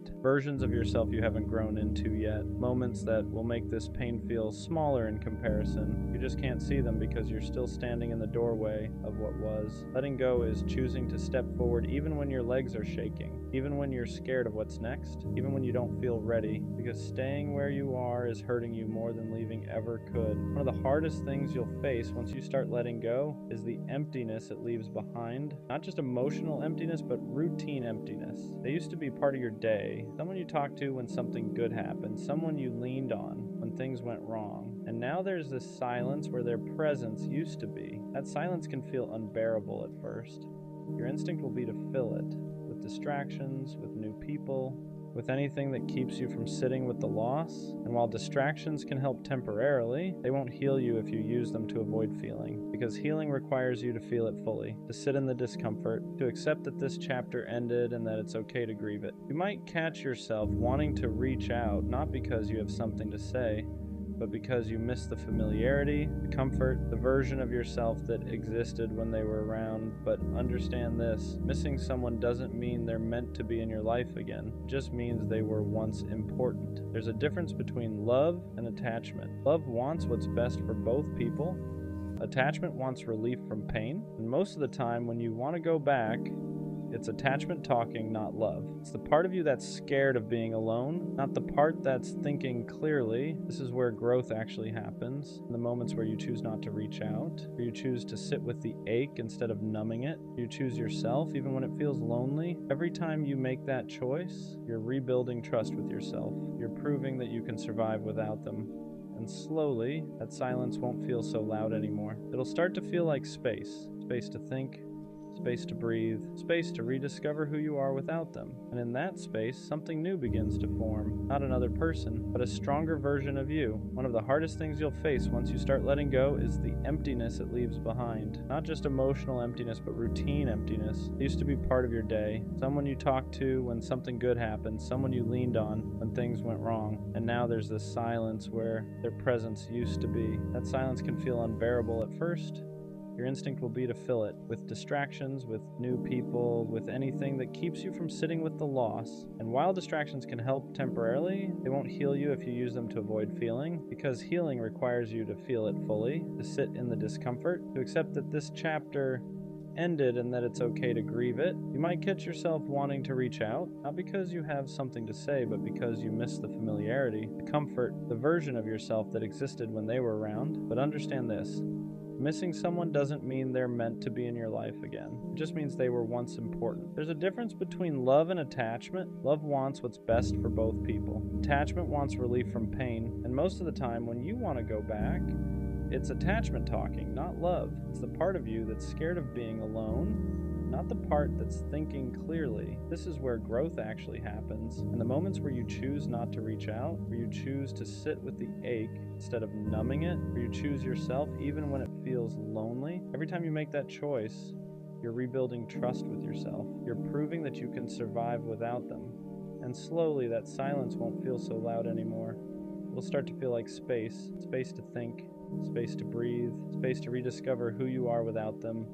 And in that space, something new begins to form, not another person, but a stronger version of you. Eventually you start noticing small shifts, not dramatic ones, nothing that feels like a movie moment, just quiet changes. You wake up and they aren't the first thought in your head anymore. You go a few hours without checking your phone. You laugh at something and realize it didn't immediately remind you of them, and for a second you feel guilty for that. Like moving forward means erasing what you had. It doesn't. Healing isn't linear. Some days you'll feel strong, other days a random memory will knock the wind out of you. It doesn't mean you're going backwards, it means you're human. You spend time building something emotionally, tearing it down takes time too. Be patient with yourself in that process. This is also when clarity starts setting in. You begin to see things more honestly, the red flags you ignored, the effort imbalance, the moments where you shrunk yourself just to keep them around.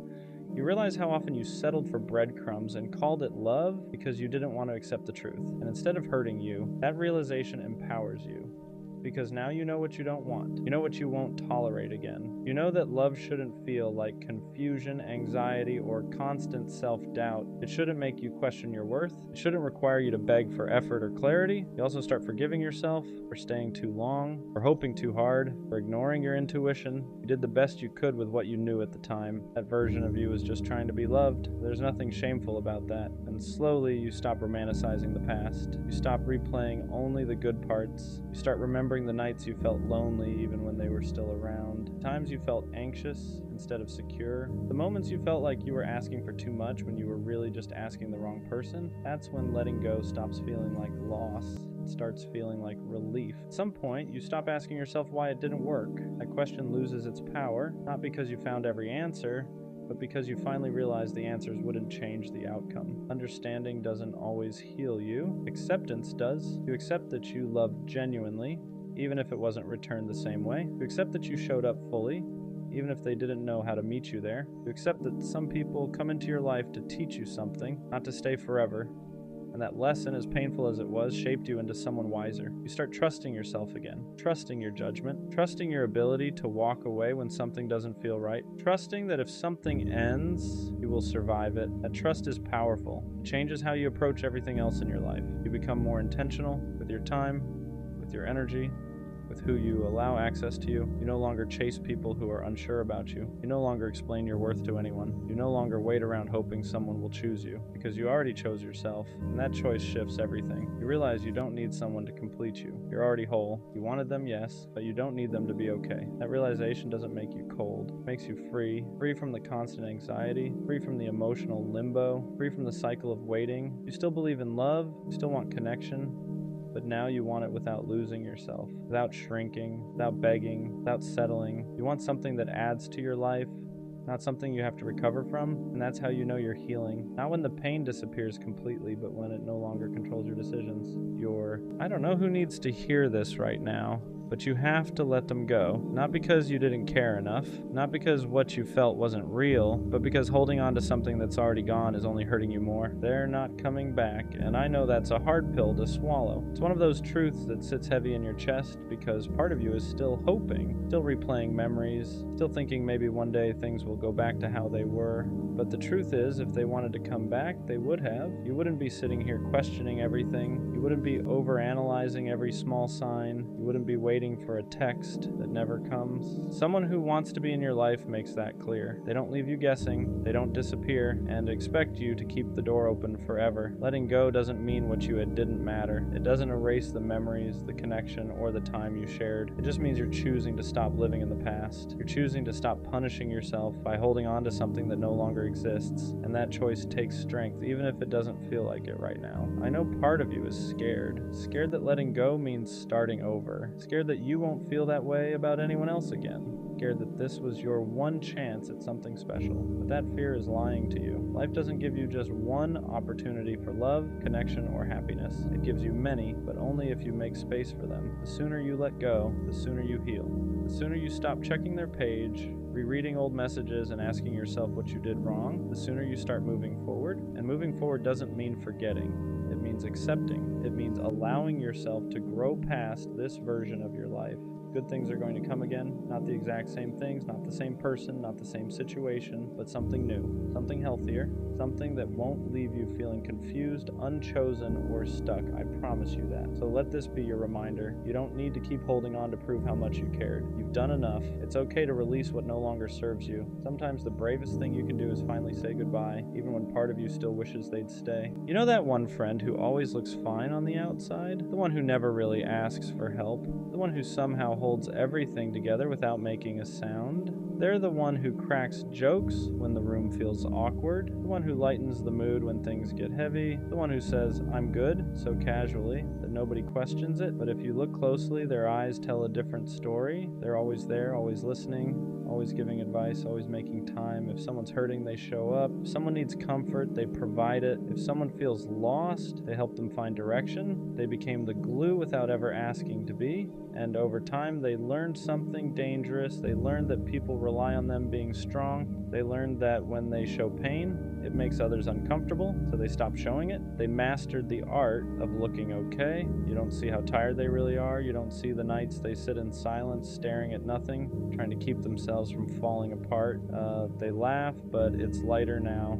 They smile, but it doesn't reach the same place as it used to. They say they're just tired, when in reality they're exhausted in ways sleep can't fix. They learned how to bottle everything up, how to swallow emotions mid-sentence, how to carry pain quietly so no one else has to deal with it, because they don't want to be a burden.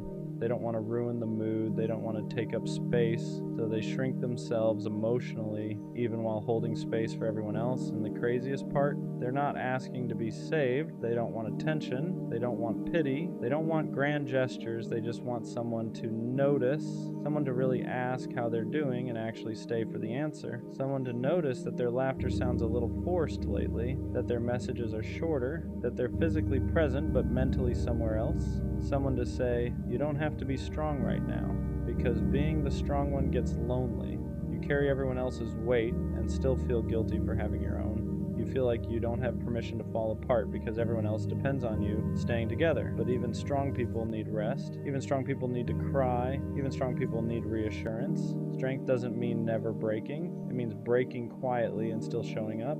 And that's not fair. So if you have that friend, the one who's always okay, the one who never complains, the one who holds everyone else together, check on them, not with a quick "you good?" Not with a surface level question. Check on them with presence, with patience, with a real conversation. Because sometimes the people who seem the most okay are the ones who need love the most. And sometimes all it takes is one person finally seeing them for the weight they've been carrying alone. I know hopeless romantic sounds naive to some people, like it means you don't understand how the world works, but that's not true. A hopeless romantic isn't someone who ignores reality. It's someone who sees it clearly and still chooses love anyway. It's knowing how badly love can hurt and and still believing it's worth it. I don't believe in love because I think it's easy. I believe in it because I know how rare it is when it's real. Being a hopeless romantic means you don't just want someone, you want connection. You want the kind of love where attention doesn't wander, where effort isn't forced, where choosing each other feels natural, not strategic. You want late night talks that don't feel rushed, silence that feels comfortable, inside jokes no one else understands. You want to build a world with one person and let the rest fade into the background. And yeah, you know the risk. You know love can leave scars. You know it can change you. You know it can take pieces of you that don't come back the same. But being a hopeless romantic means you'd rather feel deeply than live safely. You don't want love that's casual. You don't want to act detached. You don't want to pretend you wouldn't be devastated to lose someone you care about.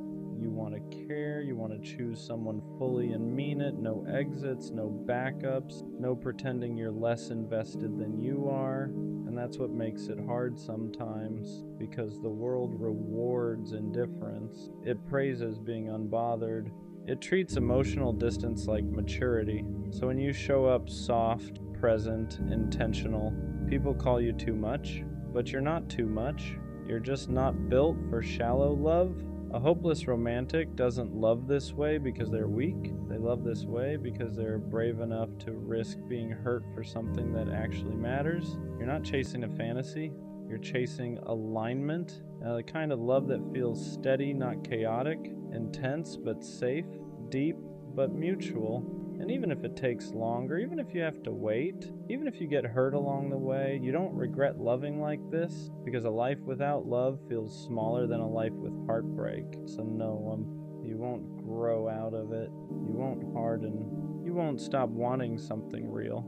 You're a hopeless romantic because you refuse to let the world convince you that love should be shallow, casual, or disposable. And one day, someone will meet you in that same place. They won't laugh at your softness. They won't flinch at your depth. They won't ask you to tone it down. They'll recognize it, and that's when you'll realize you were never hopeless. You were just holding out for something worth believing in. Being a hopeless romantic doesn't mean you believe love will save you.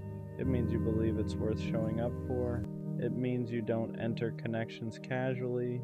You don't date out of boredom. You don't give your heart halfway just to say you tried. When you love, you mean it. You pay attention. You remember small things. You imagine futures without realizing you're doing it. Not because you're delusional, but because that's how your mind works. You see potential where others see risk, and you know that scares people. Some people love with limits, with conditions, with an exit already planned. You don't. You love with the intention to stay if it's right. That's why breakups hit you harder. That's why disappointment lingers longer. That's why you take time to heal. Because when you commit emotionally, you don't do it lightly. People tell you to protect your heart, to be less invested, to stop giving so much, but they don't understand. Loving deeply isn't something you can switch off. It's how you experience the world. You feel things fully. Music hits harder, memories stick longer, connection means more. And yes, that makes life heavier sometimes, but it also makes it meaningful.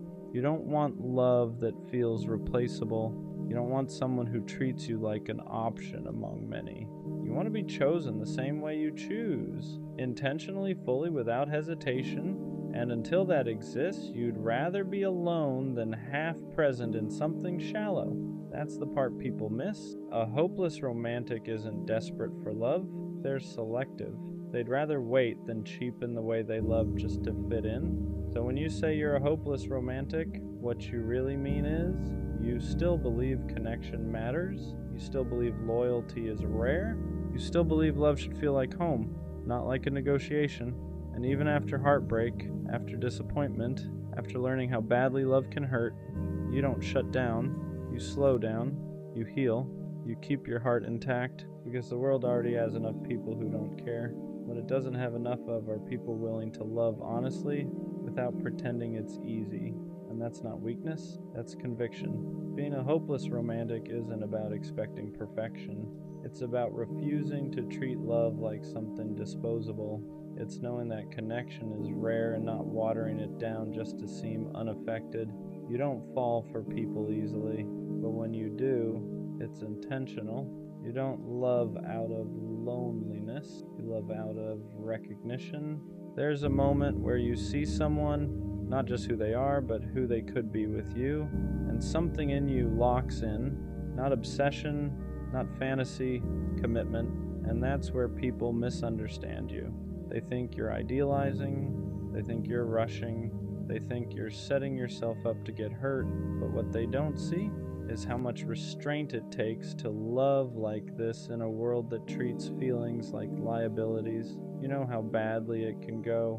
You've felt the disappointment, the silence, the slow realization that someone didn't choose you the way you chose them, and still, you don't turn cold, you don't reduce love to strategy, you don't keep score, you don't enter connections with a backup plan. Because loving halfway feels worse to you than losing someone you loved fully. You want the kind of love that's unmistakable, where effort doesn't fluctuate, where intentions don't need decoding, where loyalty isn't treated like something rare or surprising. You want love that's steady, not loud, not chaotic, not anxiety disguised as excitement, just real. And yes, that means you get hurt deeper, because when you love, you're all the way in. You don't protect yourself by caring less. You protect yourself by choosing carefully. That's the difference. A hopeless romantic isn't reckless. They're discerning. They'd rather be alone than share space with someone who makes them feel like they're asking for too much just by wanting honesty, effort, and presence. And if that means waiting longer, so be it. Because you're not waiting for attention. You're waiting for alignment. For someone who doesn't flinch at your depth, who doesn't joke about your softness, who doesn't need you to tone it down to make things easier. Someone who sees the way you love and says, good, I do too. So no, you won't stop being a hopeless romantic, not because you haven't learned, but because you've learned exactly what it costs and you've decided it's still worth it. Being a hopeless romantic means you don't know how to love a little. You either feel it or you don't. And when you feel it, it changes the way you move. You start noticing the small things, the way someone texts you when they're busy, the way they remember what you said weeks ago, the way they look at you when you're not trying, and you don't call that doing too much, you call that real. But the world tries to train that out of you. It tells you to be chill, to act like you don't care, to keep your feelings locked up until someone earns them. So you try to play that role, you try to be distant, try to be casual, try to treat love like it's just another thing, and it never works, because that's not who you are. You don't want a connection where you're constantly guessing. You don't want to be with someone who makes loyalty feel rare. You don't want a love that only shows up when it's convenient. You want the kind of love that feels chosen, not maybe, not we'll see, not I'm not sure, chosen. And sometimes that's what makes it lonely, because you keep meeting people who like the attention, but don't respect the intention. People who love the way you make them feel, but don't want to carry the responsibility of caring back. So you end up doing the hardest thing for someone like you. You walk away, not because you stopped loving, but because you finally realized love shouldn't require you to beg for consistency.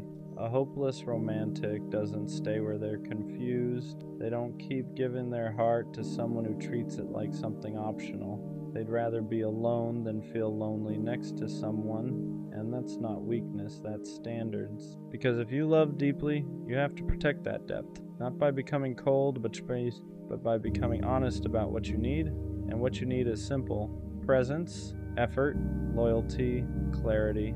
The kind of love that doesn't make you question yourself for wanting something real. What hurts the most as a hopeless romantic isn't rejection. It's realizing someone enjoyed being loved by you, but never intended to love you the same way.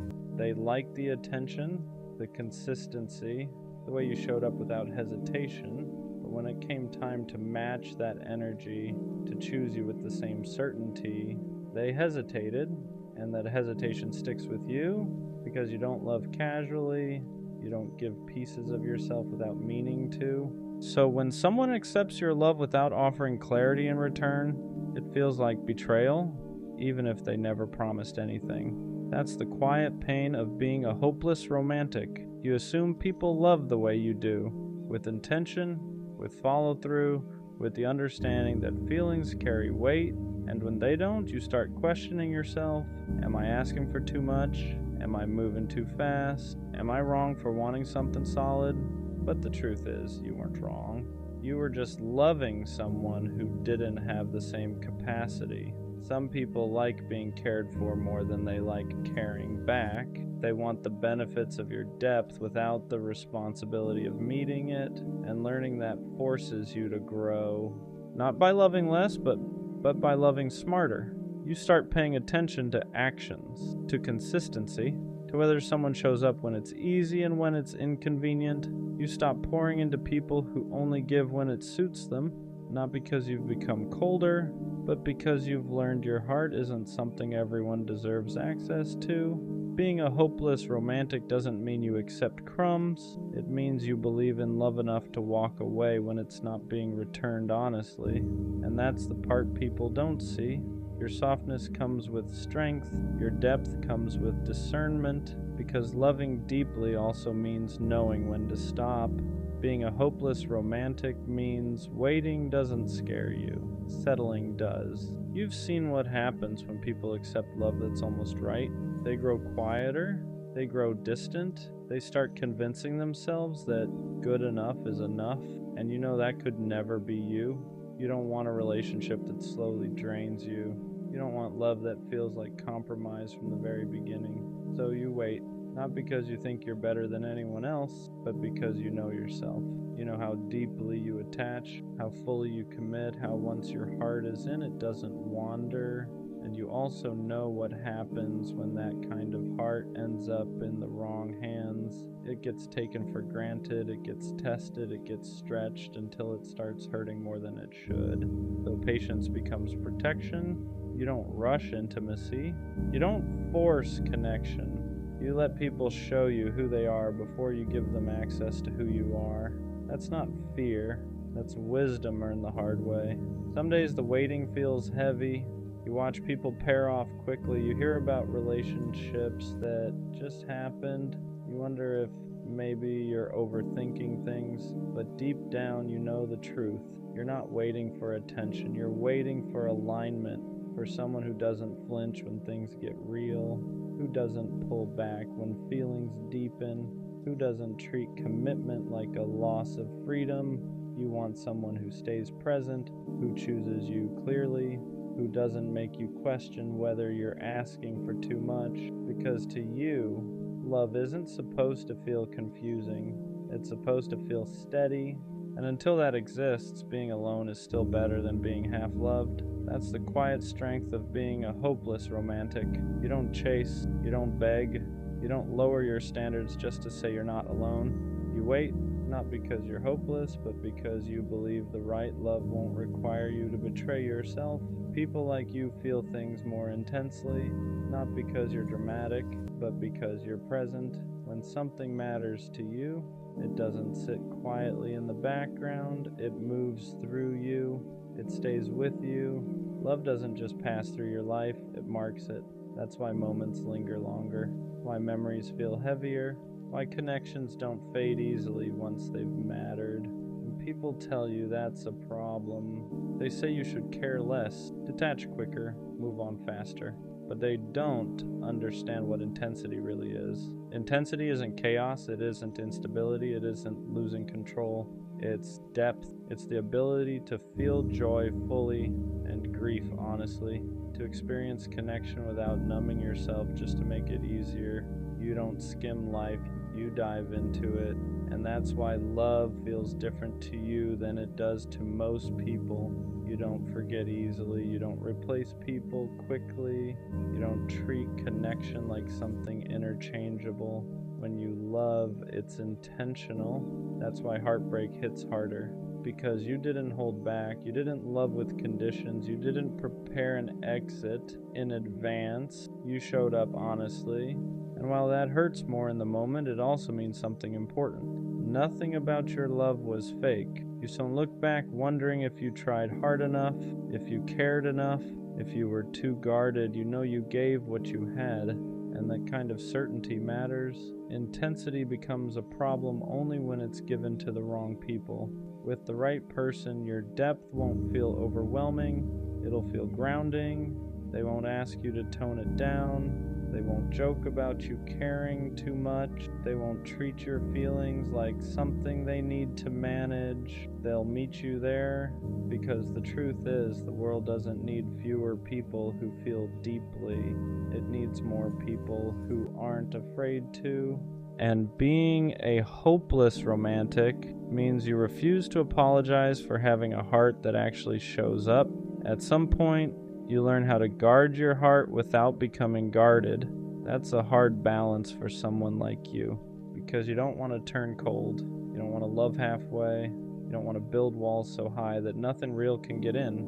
But you also know what happens when you give too much, too soon, to someone who doesn't know how to hold it. So you change, not by loving less, but by loving slower. You stop giving access before effort is proven. You stop filling in the gaps when someone shows you inconsistency. You stop romanticizing potential over behavior, and that doesn't feel natural at first, because you're used to leading with your heart, used to giving people the benefit of the doubt, used to assuming good intentions. But experience teaches you something important. Being open doesn't mean being unprotected.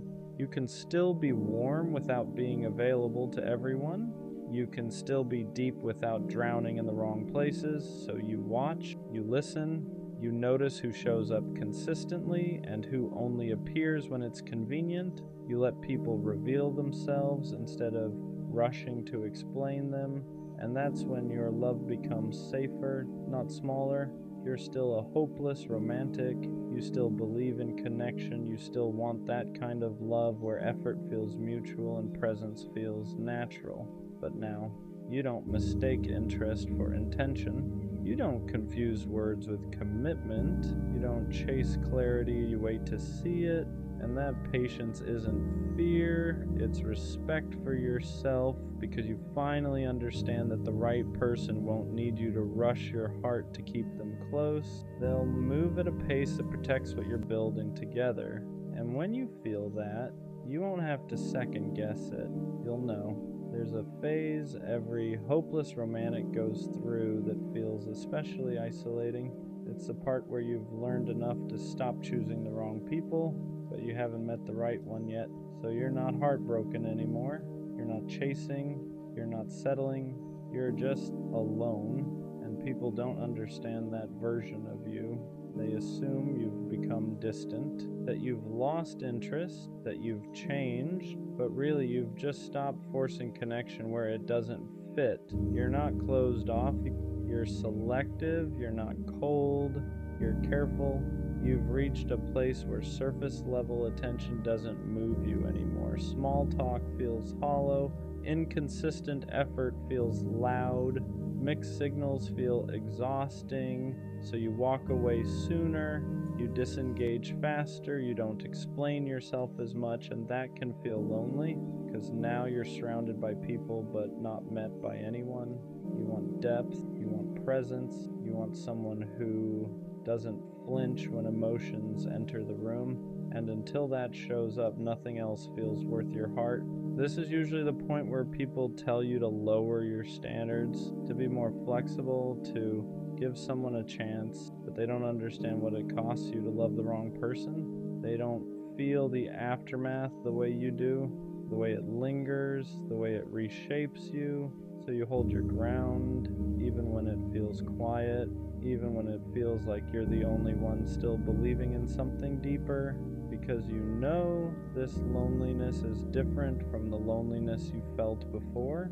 Before, you were lonely because you were giving your heart to people who couldn't hold it. Now you're lonely because you're protecting it, and that difference matters. This space isn't empty. It's the space right before alignment. The moment right before someone finally sees the way you love and doesn't ask you to soften it. And even though it's hard, Even though it tests your patience, you stay here because you know the right love won't arrive while you're busy entertaining the wrong ones. Being a hopeless romantic was never about fantasy. It was about faith. Faith that connection matters, that loyalty still means something, that choosing one person fully isn't outdated, it's intentional. For a long time, you wondered if this way of loving was something you were supposed to grow out of, if heartbreak was meant to harden you, if disappointment was meant to teach you to want less, but it never did. Every time you tried to love casually, it felt wrong. Every time you tried to detach, you felt empty. Because loving deeply was never a habit you picked up, it was part of who you are. You weren't built to love halfway. You weren't meant to treat people like options. You weren't meant to keep one foot out the door just in case. And yes, that made the journey harder. You felt things more intensely. You lost futures you had already imagined. You walked away from people you still cared about because they couldn't meet you where you stood. But none of that was wasted. Every disappointment refined you. Every heartbreak taught you discernment. Every lonely stretch strengthened your standards. Not so you'd love less about it and done, but so you'd love right. Now you understand something clearly. Being a hopeless romantic doesn't mean you ignore reality. It means you face it and still refuse to settle. You don't want perfect love, you want present love. The kind that doesn't confuse you. The kind that doesn't require self-editing. The kind that chooses you with the same certainty you offer in return. And when that finally arrives, it won't feel overwhelming. It won't feel chaotic. It won't feel like something you have to chase. It'll feel calm, mutual, safe. You won't wonder where you stand. You won't question if you're asking for too much. You won't feel like you're loving harder than you're being loved. And in that moment, everything will make sense. All the waiting, all the walking away. All the times you chose being alone over being half-loved. You weren't too much. You were just ahead of your time in a world that forgot how to love with intention. Though no, being a hopeless romantic isn't something you need to fix. It's something you protect, because when the right person finally meets you there, they won't try to change you. They'll recognize you. You'll realize you were never hopeless at all. You were just holding out for a love that was worthy of you. Dating feels rigged now, not in a dramatic, love doesn't exist way, but in a quiet, frustrating way. Like the rules changed while I was still playing by the old ones. I grew up thinking effort mattered, consistency mattered, loyalty mattered. I thought if you showed up honestly, communicated clearly, and moved with intention, things would naturally fall into place, but now it feels like the opposite gets rewarded. The emotionally unavailable ones get chased. The inconsistent ones get excused. The ones who barely text back somehow stay mysterious. And the ones who actually try, they're too available. It's like showing effort is unattractive now. Like caring too much is a flaw. And that messes with your head. Because I don't want to become someone who plays games. But it feels like the game is designed for people who do. Dating used to feel simple. You liked someone, you talked, you built something. Now it feels strategic. How long should I wait before replying? Should I seem busy? Should I hold back how much I like them? Should I act like I care less than I do? Why does authenticity feel like a disadvantage? It's exhausting. Because I don't want to calculate emotions. I don't want to pretend I'm less interested just to seem more attractive. But the moment you show real interest, there's this fear that you'll lose leverage. Leverage, that's what dating feels like now. Leverage. Who cares less? Who replies slower? Who has more options? And I'm tired of that dynamic because love isn't supposed to feel like a power struggle. It's supposed to feel mutual. What really makes it feel rigged is this. The more healed you are, the harder it feels to connect. If you have boundaries, you're too strict. If you communicate clearly, you're too serious. If you move intentionally, you're moving too fast. But if you're emotionally distant, if you're inconsistent, if you keep people guessing, that's attractive, and I don't understand it. Because I worked on myself. I healed attachment issues. I learned to communicate instead of shutting down. I stopped chasing people who weren't sure about me, and somehow that made dating harder. It feels like emotional maturity is rare, And when it is rare, it's misunderstood. There's also the illusion of options. Social media makes it look like everyone is replaceable, like there's always someone better one swipe away. So instead of building through discomfort, people reset. Yeah. Instead of communicating through confusion, people ghost. Instead of fixing, they upgrade. And that constant availability of more makes commitment feel fragile.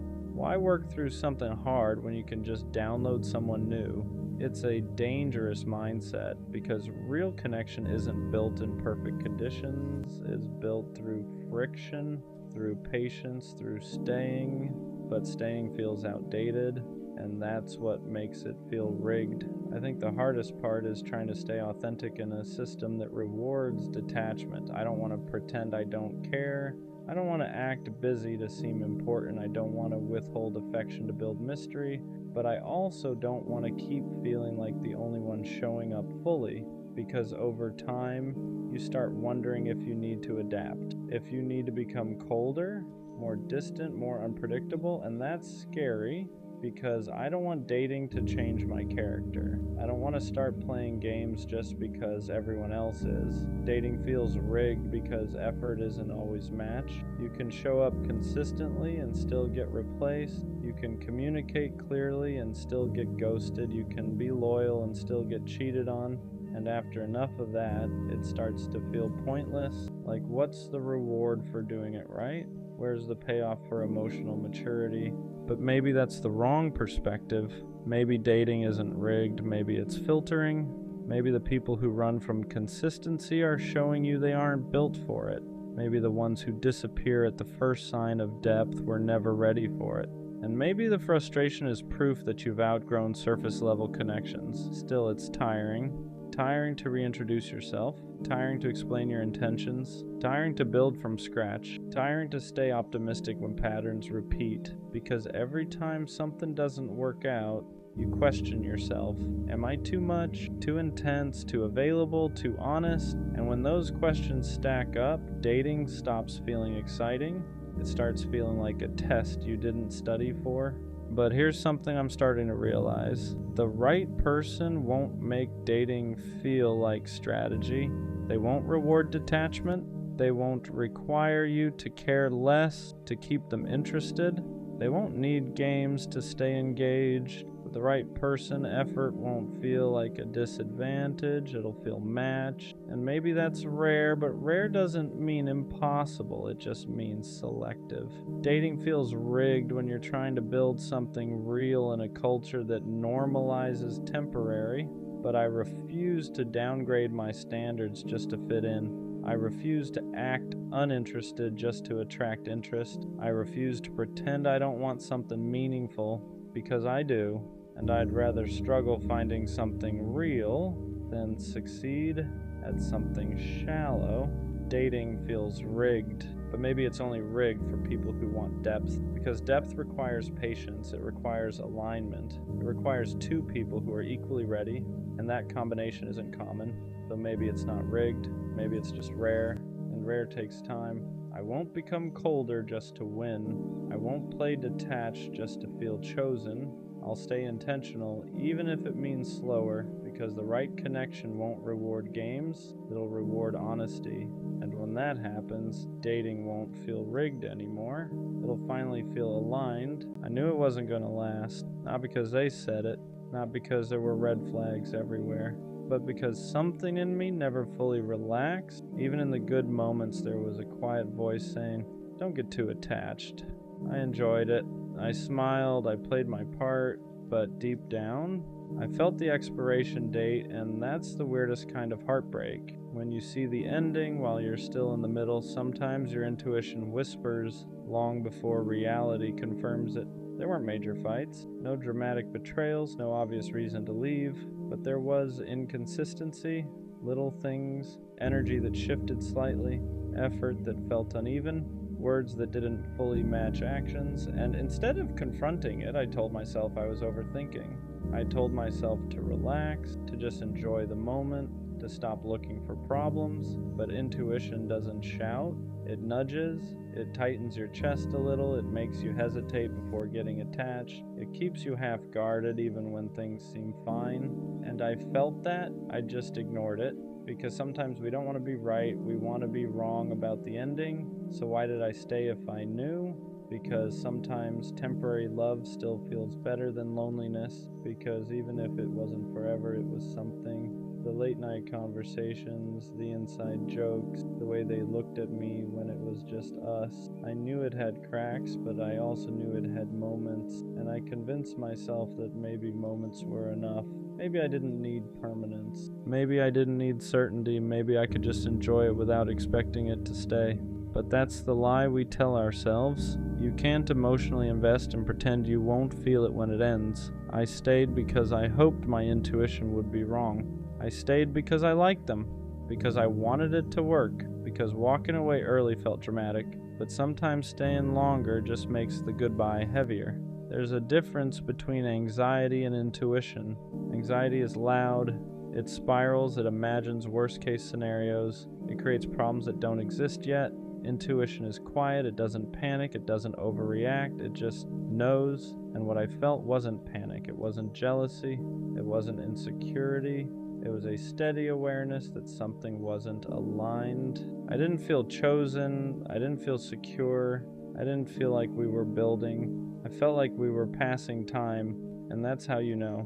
When the connection feels temporary, even while it's happening. Anxiety asks, what if they leave? Intuition says, they're not fully here. And deep down I knew which one it was. Knowing it won't last doesn't make it hurt less. That's the part nobody tells you. You'd think being mentally prepared would soften the blow. It doesn't, because even if your mind saw the ending, your heart still participated. You still laughed, still opened up, still imagined what if. And when it finally ends, there's no satisfaction in being right.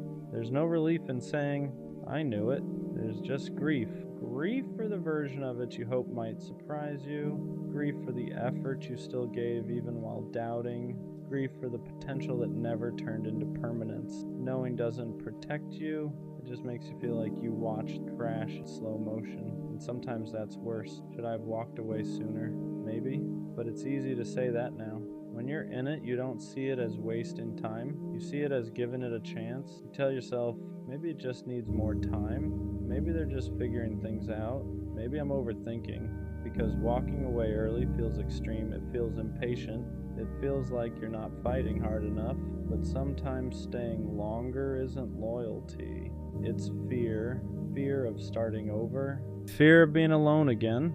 Fear that this might be the closest thing to love you'll get for a while. So you stay. Not because it's right, but because it's comfortable enough. And when it finally ends, you don't just grieve them. You grieve the time you knew better, but here's the thing. You didn't stay because you're weak. You stayed because you hoped, and hope isn't something to be ashamed of. Next time I'll trust it, that quiet feeling, that subtle hesitation, that inner voice that doesn't panic, it just knows. Because ignoring it didn't protect me, it just delayed the inevitable. Next time, I won't wait for proof. I won't wait for the obvious red flag. I won't wait for the dramatic ending. I won't wait until I'm already attached. If something feels temporary, I'll ask why. If something feels uneven, I won't convince myself it's balanced. If someone feels half in, I won't invest fully. Not from a place of fear, from a place of alignment, because intuition isn't there to ruin good things, it's there to protect you from forcing the wrong ones. And maybe I needed this ending to finally respect my own instincts. Not every connection is meant to last. Some are meant to wake you up to your patterns, to your boundaries, to the things you tolerate when you're lonely. Maybe it wasn't supposed to be forever. Maybe it was supposed to show you what half effort feels like so you'd stop accepting it. Maybe it was supposed to teach you that chemistry isn't compatibility, that attention isn't intention, that potential isn't commitment. Sometimes we meet people who aren't meant to stay. They're meant to reveal. Reveal where you overgive, where you ignore yourself, where you settle for almost, and once you see it, you can't unsee it. So maybe it didn't last because it wasn't designed to build. It was designed to redirect. Endings don't always mean failure. Sometimes they mean clarity. We think if something doesn't last forever, it wasn't real, but that's not true. It was real. The feelings were real. The moments were real. It just wasn't permanent.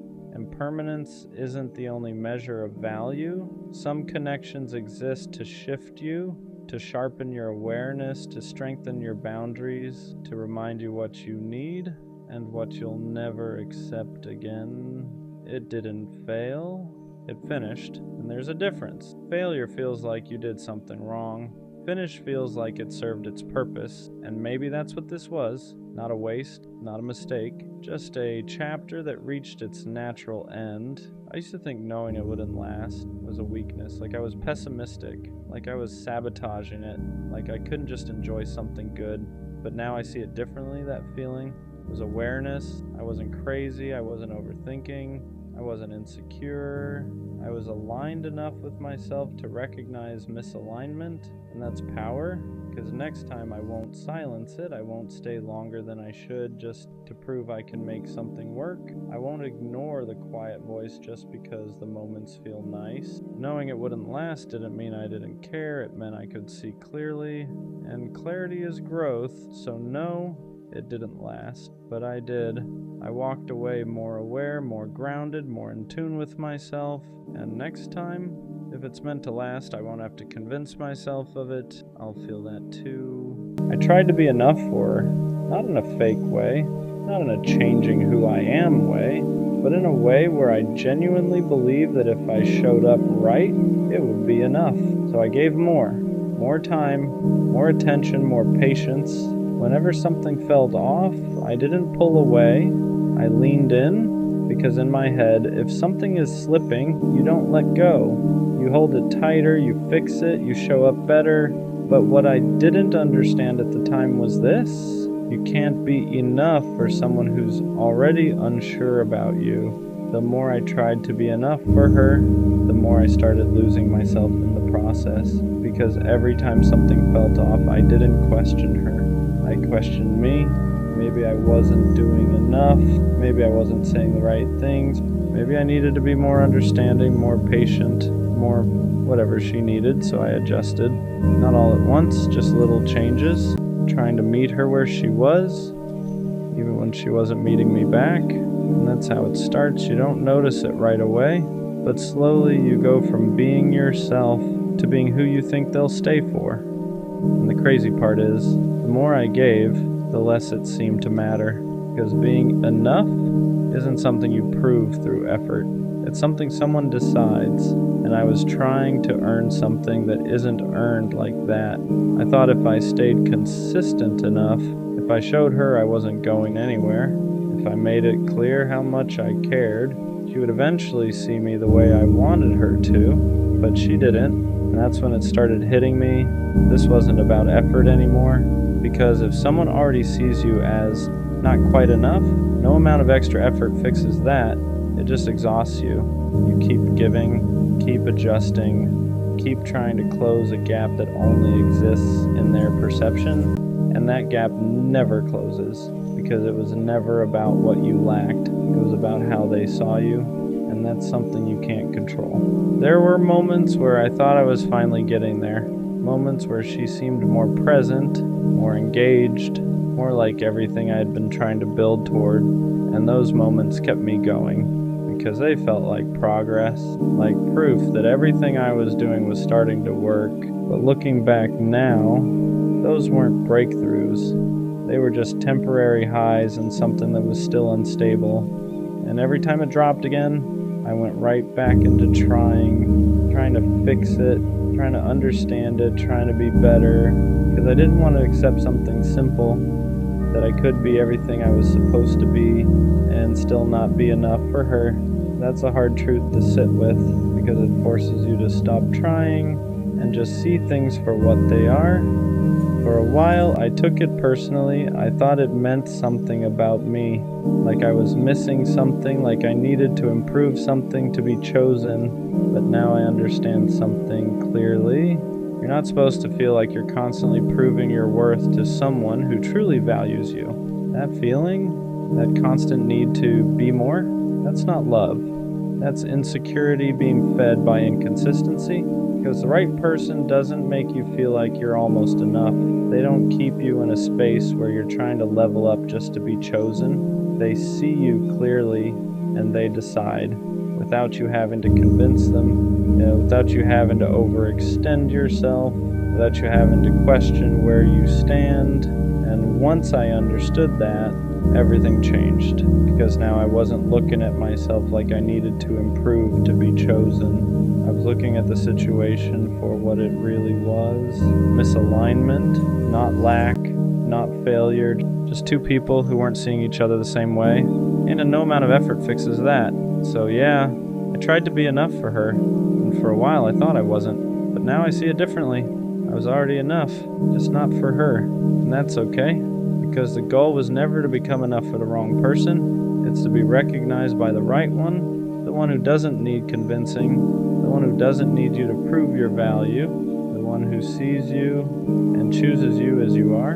So I'm not trying to be more anymore, I'm just being real and letting the right person recognize it. I don't care how corny it sounds, I'll never stop being a lover boy. Not until I get the kind of love I've always imagined. The kind where there is no one else, no distractions, no half interest. Just one person in a world that feels smaller because of it. I want that kind of love where it doesn't wander, where nobody else even registers. Where loving them feels natural, not forced. The kind of love that feels cinematic without trying. Just two people driving nowhere, standing in open fields, traveling for no reason other than wanting to be together. The kind of love you don't just feel in your chest, you feel it in your soul, hot, intense, alive. And I don't understand how people walk around acting indifferent to that. Love is something casual, like it doesn't matter, because love is everything. Sharing the world with someone, learning their habits, knowing their moods, understanding them in ways nobody else does. Going from strangers to someone you can't imagine life without, there's nothing like it. And yeah, love comes with risk, heartbreak, loss, pain, but I'm here for all of it, because if that's the price of loving deeply, I'll pay it. I'll take the heartbreak, I'll take the uncertainty, I'll take the risk. The lover boy in me isn't dying. It can't. What makes it hard sometimes isn't loving deeply. It's loving deeply in a world that pretends not to care. People act like being attached is embarrassing, like wanting someone fully is something you should hide. They call it nonchalant. They call it cool. They call it protecting yourself. But to me, it just feels empty. I don't want love that's casual. I don't want half interest.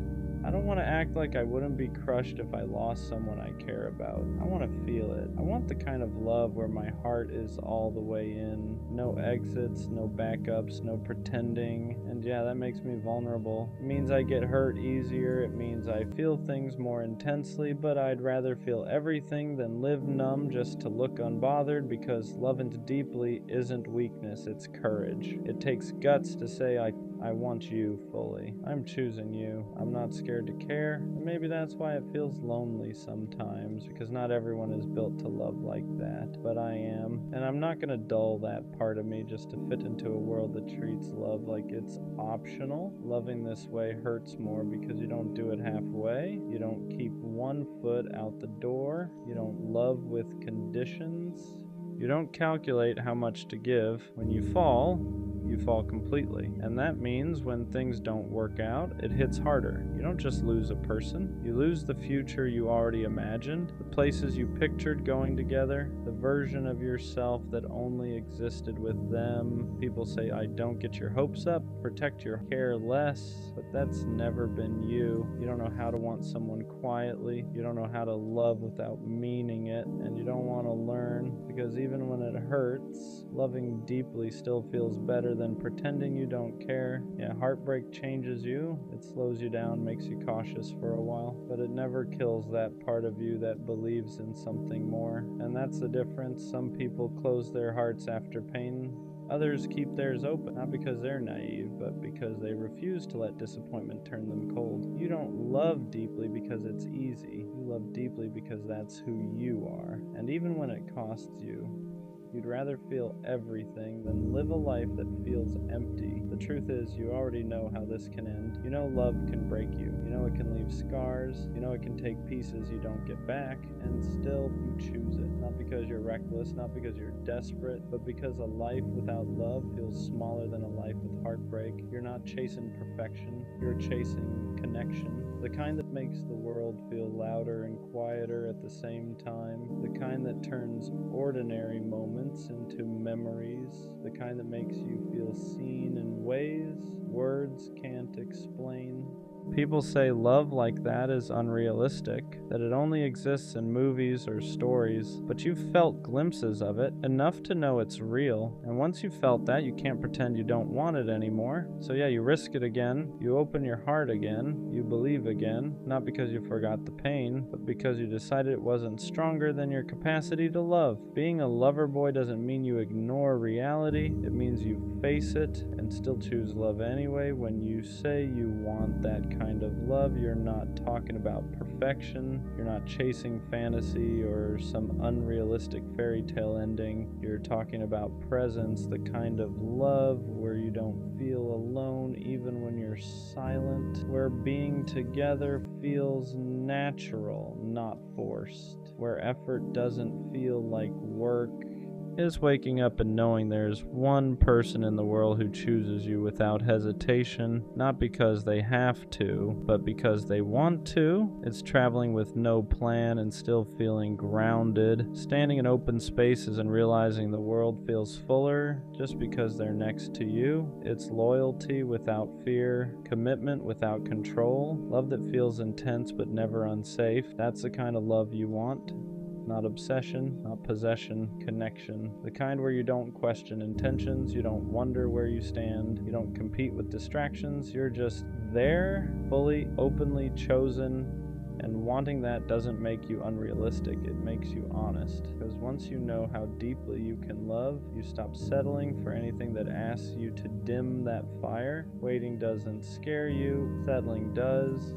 You've seen what happens when people accept less than what they feel. They grow distant, they grow quiet, they start convincing themselves that good enough is enough, and you don't want that. You don't want a love that feels convenient. You don't want someone who chooses you only when it's easy. You want someone who stays when it's real, when it's messy, when it requires effort.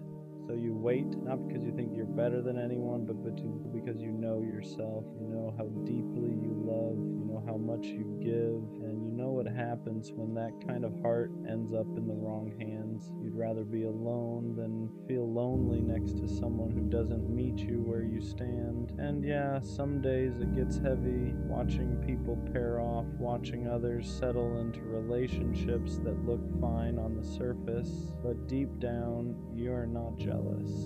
You're patient, because you're not searching for company, you're waiting for alignment, for someone who doesn't flinch at your intensity, who doesn't joke about your softness, who doesn't treat your loyalty like it's replaceable. You're waiting for someone who wants the same kind of love you do, all in, no exits, and until that shows up, you're not lowering your standards, you're protecting your heart.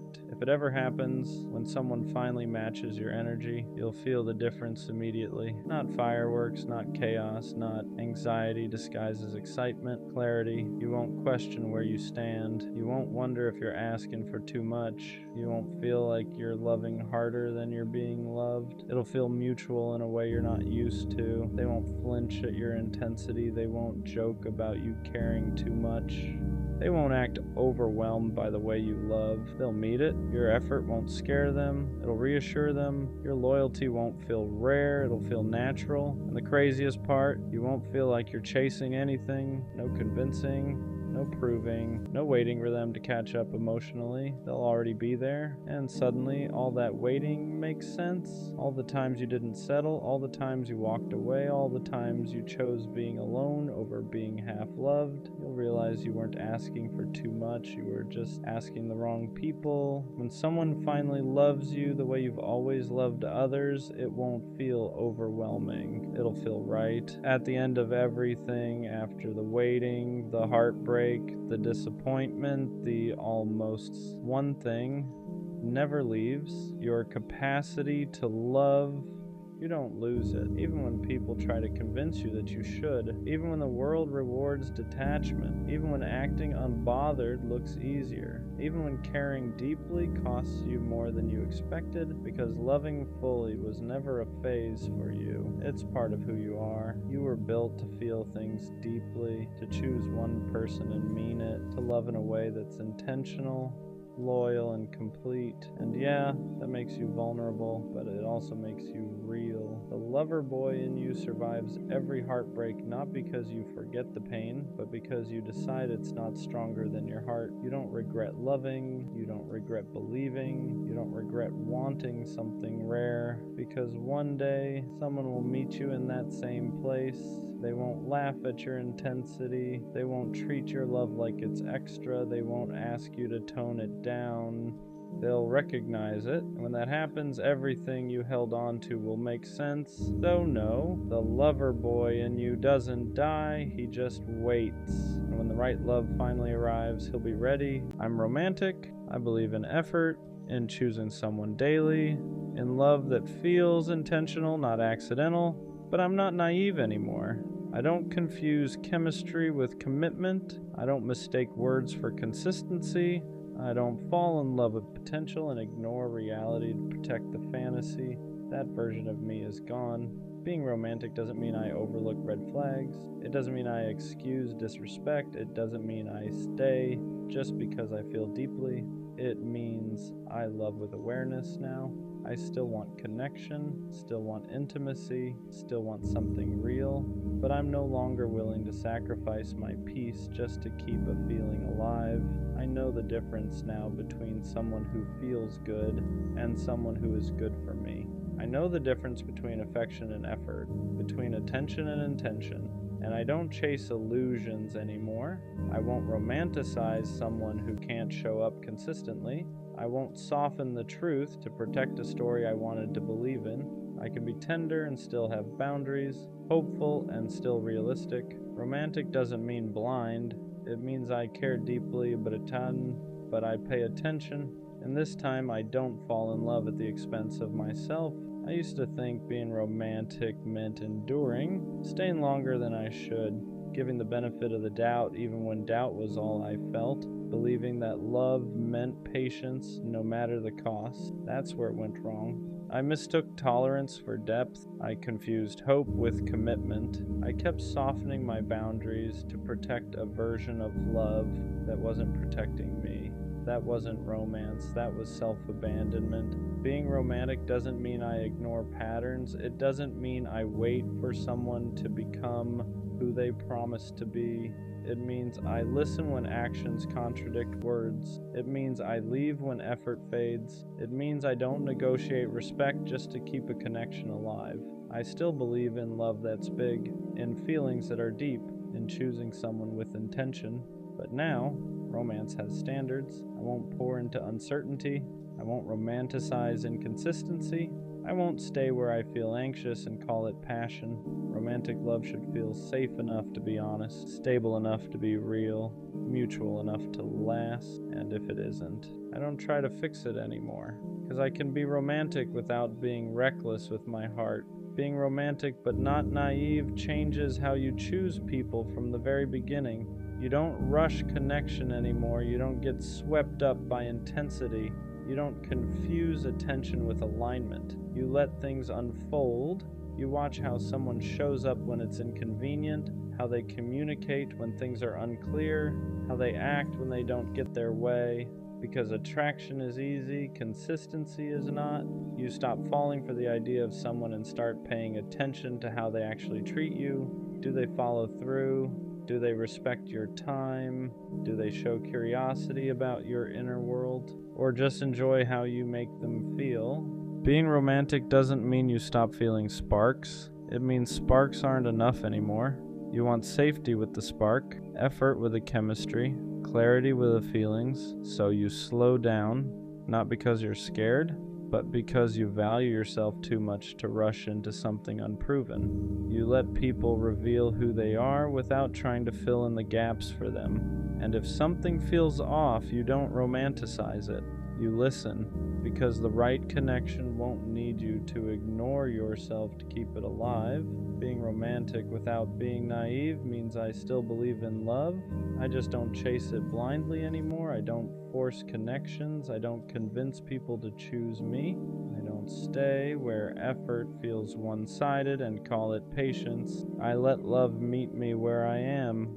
If someone wants me, I won't have to guess. If someone cares, I won't have to ask repeatedly. If something is real, it won't require me to ignore my instincts. I still believe in late night talks, in choosing each other, in building something meaningful, but I don't sacrifice clarity for intensity anymore. I've learned that love isn't proven by how much you're willing to endure. It's proven by how safe you feel being yourself without shrinking, performing, or waiting. So now I don't rush toward feelings just because they're strong. I let actions catch up to words. I let time reveal truth. I let consistency do the convincing. And if someone can't meet me there, I don't make it mean love is dead. I just understand that not every connection is meant to last. I can still be soft, still hopeful, still romantic. I'm just no longer willing to lose myself for the sake of a feeling. Being romantic, not naive, changed what I tolerate. I don't excuse inconsistency anymore. I don't sit with confusion and call it giving things time. I don't ignore the feeling that something is off just because I want it to work. Before, I'd stay and explain. I'd adjust. I'd wait. Now, I observe. If effort fades, I notice. If respect slips, I address it once. If nothing changes, I leave. Not angrily, not dramatically, just clearly. I don't feel guilty walking away from things that don't align anymore, because walking away isn't punishment, it's protection. I used to think romance meant holding on. Now I know it also means knowing when to let go. I still care deeply, still feel intensely, still believe in choosing someone with intention, but I won't romanticize potential at the expense of reality. I won't stay where I feel anxious, unseen, or unsure of my place. Romance without boundaries is just hope with no direction. And now, my heart has standards, not walls, standards. Being romantic and grounded makes love feel quieter than I expected. There's no chaos, no guessing games, no emotional roller coaster disguised as passion. And at first that felt strange. I was used to intensity proving something, used to anxiety meaning I cared, used to confusion keeping me invested. But that wasn't depth, that was instability. Now, romance feels calm. It looks like consistency. It sounds like clear communication. It feels like not having to overthink where I stand. There's still excitement. It's just not fueled by uncertainty. I don't need constant reassurance anymore. I don't need dramatic gestures to feel chosen. I don't need to be chased to feel wanted. Because when something is real, it doesn't keep you on edge. Being romantic doesn't mean I crave fireworks every moment. It means I value safety with the spark, peace with the passion, connection that doesn't cost me my balance. And the biggest shift, I don't mistake calm for boredom anymore. I understand now that love doesn't have to be loud to be meaningful. Sometimes the most romantic thing is feeling secure enough to just be yourself. Being romantic, not naive, changed how I communicate my needs. I don't hint anymore. I don't water things down to avoid being too much. I don't stay silent hoping someone will just figure it out. I say what I need, not aggressively, not defensively, just honestly, because needing clarity isn't pressure. Needing consistency isn't insecurity. Needing effort isn't asking for the world, it's asking for alignment. Before, I was scared that speaking up would push people away, that if I asked for more, I'd lose what I had. Now I understand something important. If honesty scares someone off, they were never meant to stay. I don't over-explain myself anymore. I don't apologize for having standards. I don't negotiate my needs to make someone comfortable. Romance doesn't mean silence. It means trusting that the right person won't feel threatened by clear communication. They won't call it drama. They won't call it too much. They won't make you feel guilty for wanting to feel secure. They'll listen, they'll respond, they'll meet you where you are. And if they don't, I don't take it personally, because being romantic, not naive, means I'd rather be understood slowly than misunderstood forever. Being romantic with boundaries filters people out quietly. You don't have to test anyone, you don't have to interrogate intentions, you don't have to force clarity. You just stay consistent with who you are, you show up honestly, you communicate clearly.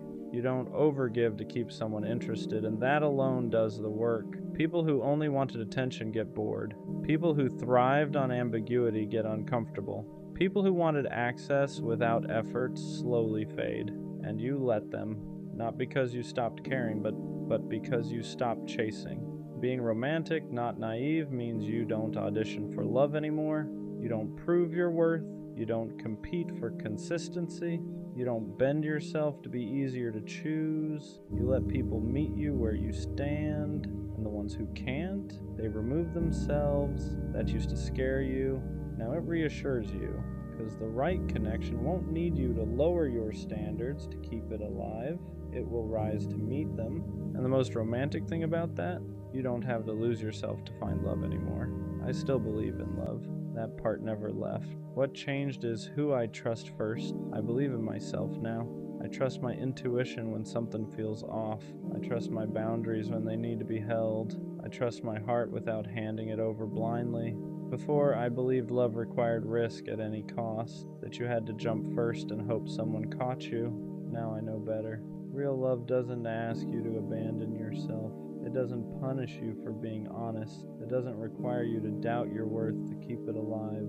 Being romantic, not naive, means I still dream. I just don't disappear into the dream. I don't ignore red flags to protect the fantasy. I don't silence my needs to keep someone comfortable. I don't romanticize suffering and call it devotion. I let love add to my life, not destabilize it. And the biggest shift of all, I don't fear losing love anymore the way I used to, because I know I won't lose myself trying to keep it. That confidence didn't come from love finding me. It came from me finally standing with myself. Being romantic, not naive, means I didn't lose my softness. I refined it. I still believe in love that's intentional, in effort that's mutual, in choosing someone without hesitation or games, but I no longer confuse love with endurance. I won't stay where I feel uncertain. I won't fight for clarity.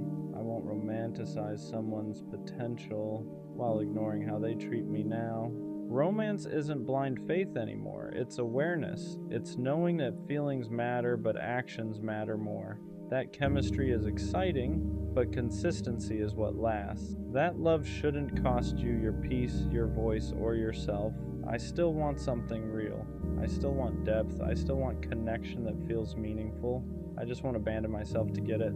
If someone meets me with honesty, I open my heart. If they meet me with effort, I lean in. If they meet me halfway, I walk the rest with them. And if they don't, I don't force it.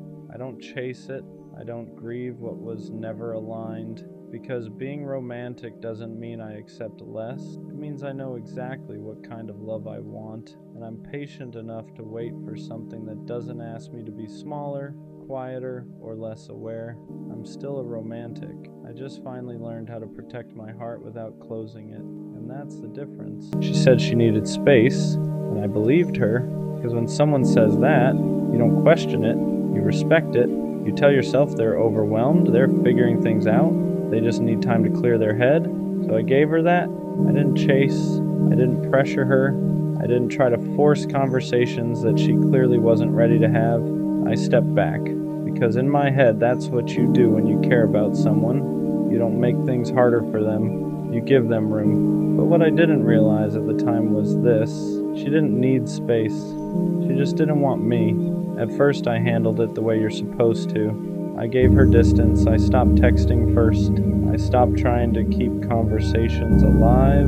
I let the silence sit even when it didn't feel right, because I thought space meant something temporary, like a pause, like something we would come back from. But the silence started stretching longer than it should have, and instead of clarity, it just created confusion. Because when someone genuinely needs space, they don't disappear without direction. They don't leave you guessing. They don't make you feel like you're suddenly a stranger. But that's exactly how it started to feel. And deep down, something didn't sit right. Not because I didn't trust her, but because the energy didn't match what she said. Then little things started adding up. Things I didn't notice right away. But once I did, I couldn't ignore them. She wasn't just taking space. She was still active, still talking, still posting, still present, just not with me. And that's when the confusion turned into something else, clarity. Because space doesn't mean disappearing from one person while still being available for everything else. Space doesn't look like selective silence. And that's when it hit me. She didn't need space from everything. She needed space from me. That realization is different, because now it's not about understanding, it's about acceptance. You start replaying everything, trying to figure out when it changed, when her energy shifted, when the connection stopped being something she wanted to maintain. Because if it was really about space, she would have come back, she would have explained, she would have made it clear where things stood, but she didn't. She just faded and let the silence say what she didn't want to say directly. And the truth is, space is one of the easiest ways to leave without saying you're leaving. It sounds soft, it sounds understandable, it doesn't create conflict, but sometimes it's just distance in disguise, a way to slowly step out without having to take responsibility for ending it. And I didn't want to see it like that at first, because believing her felt easier than accepting what was actually happening. Because if I accepted it, then I had to admit something I wasn't ready for, that I wasn't someone she was trying to hold on to. I was someone she was slowly letting go of. And that's a different kind of pain, because it's quiet. There's no argument, no clear ending, just distance that keeps growing until you finally understand what it means. For a while I kept thinking she'd come back, that once she had her space, things would go back to how they were. Because when something feels real, you don't expect it to end like that. You expect a conversation, closure, something. But sometimes the absence is the answer. And that's what I had to learn the hard way. And once I stopped waiting, everything started making more sense, because I wasn't confused anymore. I wasn't questioning where I stood. I wasn't trying to interpret silence. I just saw it for what it was.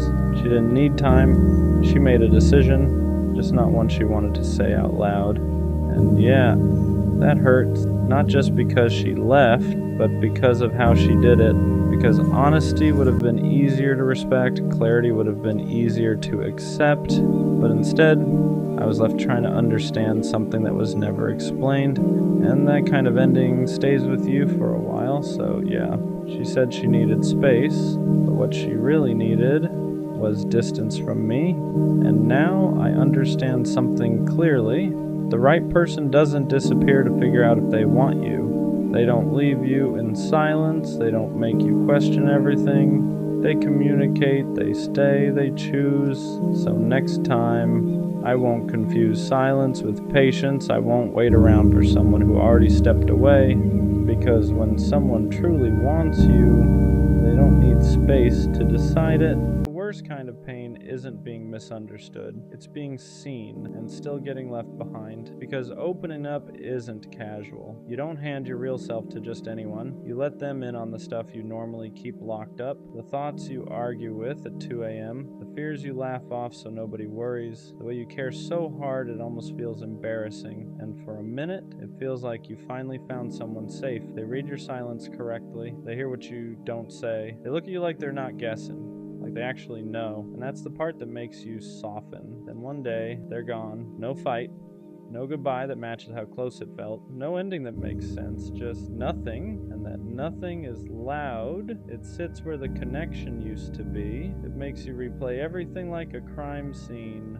What did I do? Was I too much? Did I share too early? Should I have stayed guarded? But listen, if someone leaves after you showed them the real you, that doesn't mean you were wrong for being real. It doesn't mean your depth is a problem. It just means they weren't prepared for what they asked to see. Being open isn't the mistake. The mistake is thinking you should shrink so people won't run, because the right people don't disappear when they understand you. They get closer. After they leave, the silence doesn't feel empty. It feels heavy, because now you're not just missing them, you're missing the version of yourself you were when you felt understood. You replay everything, not because you're obsessed, but because your brain is trying to make sense of something that never got an ending. You think about the way they listened, the way they noticed things nobody else did, the way you didn't have to explain yourself all the time, and now they're gone. So your mind starts filling in the gaps. You assume it must have been something you said, something you revealed too early, something you should have kept to yourself. That's how loss works when there's no closure. Your brain turns inward and starts pointing fingers. You don't just lose the person, you lose trust in your own judgment. You start telling yourself, yeah, next time don't say so much. Next time don't get attached. Next time stay surface level. And slowly, without realizing it,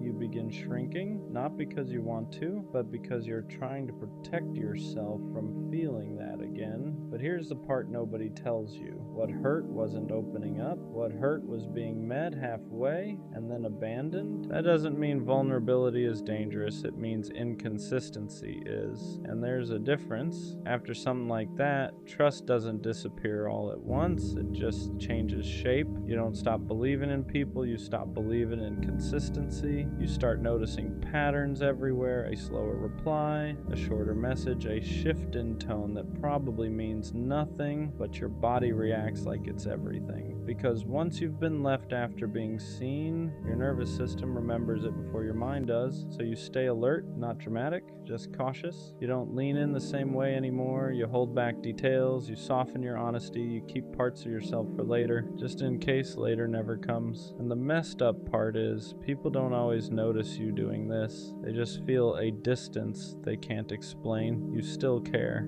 You're still present, but there's a layer of protection now, like glass between you and them, and you hate that because you remember how it felt before, how natural it was to let someone know you, how easy it felt to just exist without guarding every word. Now every connection feels like a risk assessment. This safe? Will they stay? Am I getting too close again? You don't ask these questions out loud, you just feel them, and slowly you start mistaking caution for growth. You tell yourself you're being mature, when really you're just afraid of reliving the same ending. But here's the truth. Trust didn't break because you opened up. It broke because someone showed you intimacy without responsibility, and that's not your fault. After being left like that, most people learn the wrong lesson. They think the problem was caring too much. They think the solution is to care less, so they start editing themselves. They become easier, quieter, less honest, less intense. They tell themselves, next time don't go so deep, next time don't show everything, next time stay in control. But all that really does is teach you how to survive connection, not how to experience it. You don't stop wanting closeness. You just start rationing it. You give people pieces instead of presence, versions instead of truth, highlights instead of depth, and then you wonder why connections feel empty now, why conversations don't hit the same, why nobody really knows you anymore, why being around people still feels lonely. It's because you didn't heal.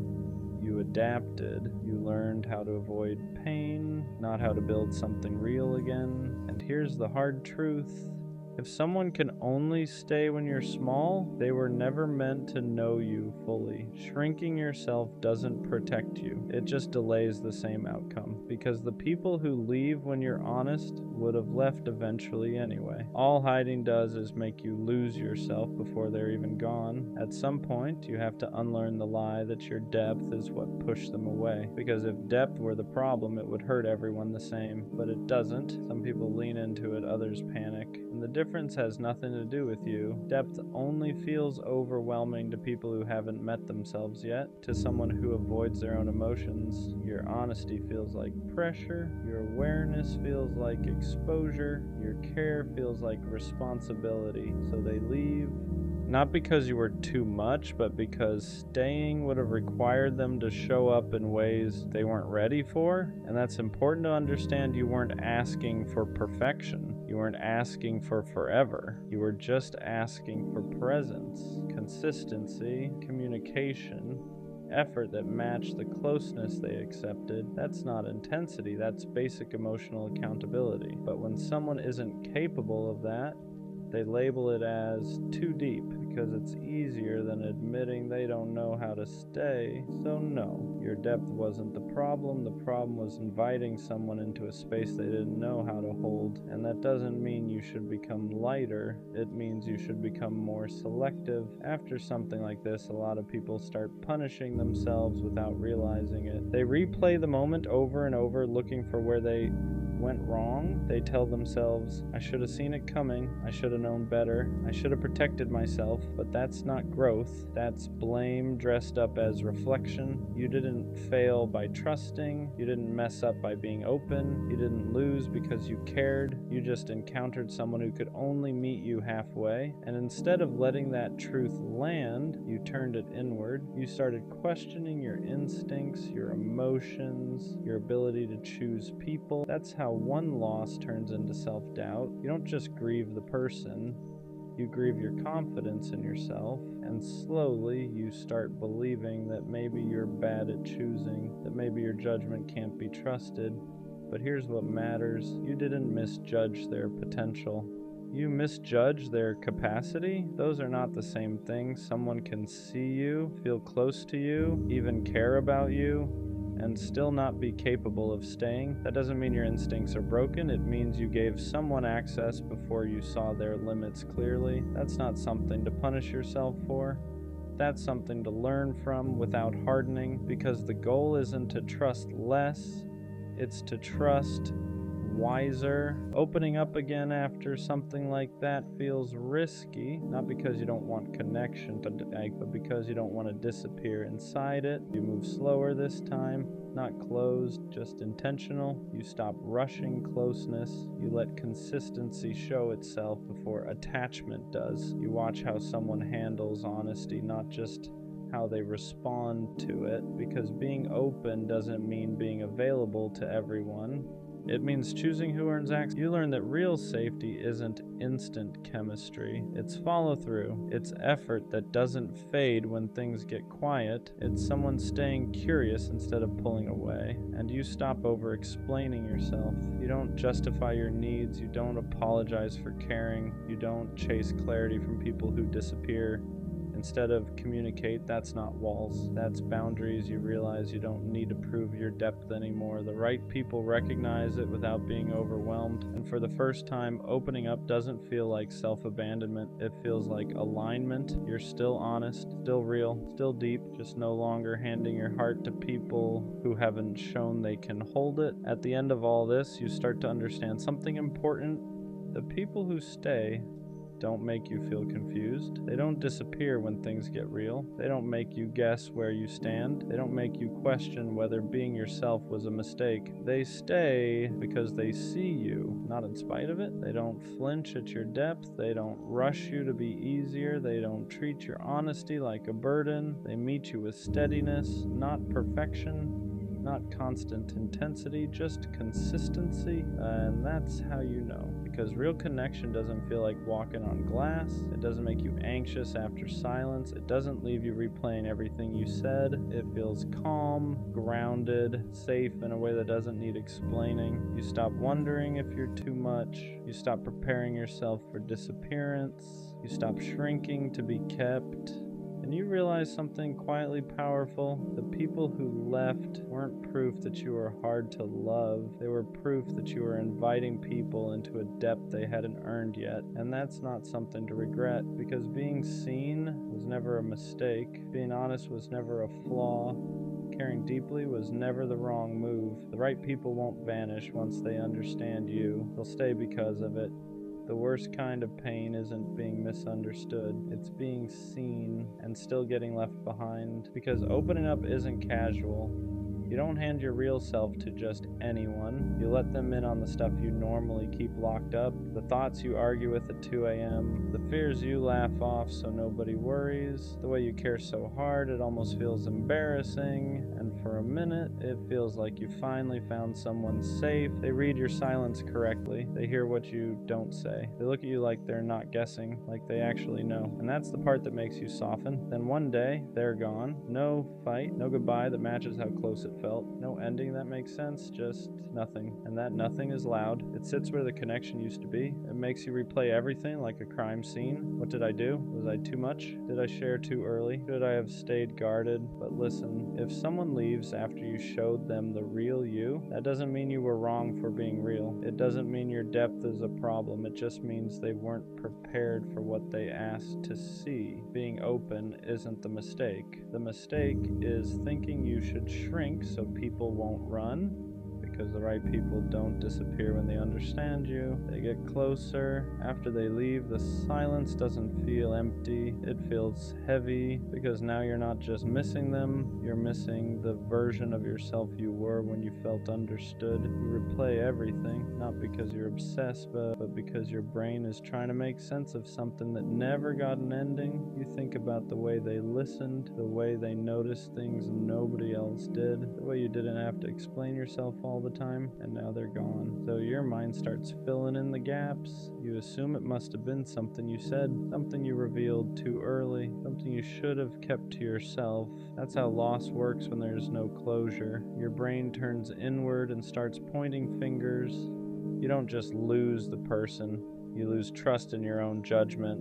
You start telling yourself, next time, don't say so much. Next time, don't get attached. Next time, stay surface level. And slowly, without realizing it, you begin shrinking. Not because you want to, but because you're trying to protect yourself from feeling that again. But here's the part nobody tells you. What hurt wasn't opening up. What hurt was being met halfway and then abandoned. That doesn't mean vulnerability is dangerous. It means inconsistency is. And there's a difference. After something like that, trust doesn't disappear all at once. It just changes shape. You don't stop believing in people. You stop believing in consistency. You start noticing patterns everywhere. A slower reply, a shorter message, a shift in tone that probably means nothing, but your body reacts like it's everything, because once you've been left after being seen, your nervous system remembers it before your mind does. So you stay alert, not dramatic, just cautious. You don't lean in the same way anymore. You hold back details. You soften your honesty. You keep parts of yourself for later, just in case later never comes. And the messed up part is, people don't always notice you doing this. They just feel a distance they can't explain. You still care. You're still present. But there's a layer of protection now, like glass between you and them. And you hate that because you remember how it felt before. How natural it was to let someone know you. How easy it felt to just exist without guarding every word. Now every connection feels like a risk assessment. Is this safe? Will they stay? Am I getting too close again? You don't ask these questions out loud. You just feel them. And slowly you start mistaking caution for growth. You tell yourself you're being mature when really you're just afraid of reliving the same ending. But here's the truth. Trust didn't break because you opened up. It broke because someone showed you intimacy without responsibility, and that's not your fault. After being left like that, most people learn the wrong lesson. They think the problem was caring too much. They think the solution is to care less, so they start editing themselves. They become easier, quieter, less honest, less intense. They tell themselves, next time don't go so deep, next time don't show everything, next time stay in control. But all that really does is teach you how to survive connection, not how to experience it. You don't stop wanting closeness, you just start rationing it. You give people pieces instead of presence, versions instead of truth, highlights instead of depth, and then you wonder why connections feel empty now, why conversations don't hit the same, why nobody really knows you anymore. Why being around people still feels lonely? It's because you didn't heal, you adapt. You learned how to avoid pain, not how to build something real again. And here's the hard truth. If someone can only stay when you're small, they were never meant to know you. Shrinking yourself doesn't protect you, it just delays the same outcome. Because the people who leave when you're honest would have left eventually anyway. All hiding does is make you lose yourself before they're even gone. At some point, you have to unlearn the lie that your depth is what pushed them away. Because if depth were the problem, it would hurt everyone the same, but it doesn't. Some people lean into it, others panic, and the difference has nothing to do with you. Depth only feels overwhelming to people who haven't met themselves yet, to someone who avoids their own emotions. Your honesty feels like pressure. Your awareness feels like exposure. Your care feels like responsibility. So they leave, not because you were too much, but because staying would have required them to show up in ways they weren't ready for. And that's important to understand. You weren't asking for perfection. You weren't asking for forever. You were just asking for presence, consistency, communication, effort that matched the closeness they accepted. That's not intensity. That's basic emotional accountability. But when someone isn't capable of that, they label it as too deep because it's easier than admitting they don't know how to stay. So no, your depth wasn't the problem. The problem was inviting someone into a space they didn't know how to hold. And that doesn't mean you should become lighter. It means you should become more selective. After something like this, a lot of people start punishing themselves without realizing it. They replay the moment over and over, looking for where they went wrong. They tell themselves, I should have seen it coming. I should have known better. I should have protected myself. But that's not growth. That's blame dressed up as reflection. You didn't fail by trusting. You didn't mess up by being open. You didn't lose because you cared. You just encountered someone who could only meet you halfway. And instead of letting that truth land, you turned it inward. You started questioning your instincts, your emotions, your ability to choose people. That's how one loss turns into self-doubt. You don't just grieve the person, you grieve your confidence in yourself. And slowly you start believing that maybe you're bad at choosing, that maybe your judgment can't be trusted. But here's what matters. You didn't misjudge their potential. You misjudged their capacity. Those are not the same thing. Someone can see you, feel close to you, even care about you, and still not be capable of staying. That doesn't mean your instincts are broken. It means you gave someone access before you saw their limits clearly. That's not something to punish yourself for. That's something to learn from without hardening, because the goal isn't to trust less. It's to trust wiser. Opening up again after something like that feels risky. Not because you don't want connection, but because you don't want to disappear inside it, so you move slower this time, not closed, just intentional. You stop rushing closeness. You let consistency show itself before attachment does. You watch how someone handles honesty, not just how they respond to it, because being open doesn't mean being available to everyone. It means choosing who earns access. You learn that real safety isn't instant chemistry. It's follow through. It's effort that doesn't fade when things get quiet. It's someone staying curious instead of pulling away. And you stop over-explaining yourself. You don't justify your needs. You don't apologize for caring. You don't chase clarity from people who disappear instead of communicate. That's not walls, that's boundaries. You realize you don't need to prove your depth anymore. The right people recognize it without being overwhelmed, and for the first time, opening up doesn't feel like self-abandonment. It feels like alignment. You're still honest, still real, still deep, just no longer handing your heart to people who haven't shown they can hold it. At the end of all this, you start to understand something important. The people who stay don't make you feel confused. They don't disappear when things get real. They don't make you guess where you stand. They don't make you question whether being yourself was a mistake. They stay because they see you, not in spite of it. They don't flinch at your depth. They don't rush you to be easier. They don't treat your honesty like a burden. They meet you with steadiness, not perfection, not constant intensity, just consistency, and that's how you know.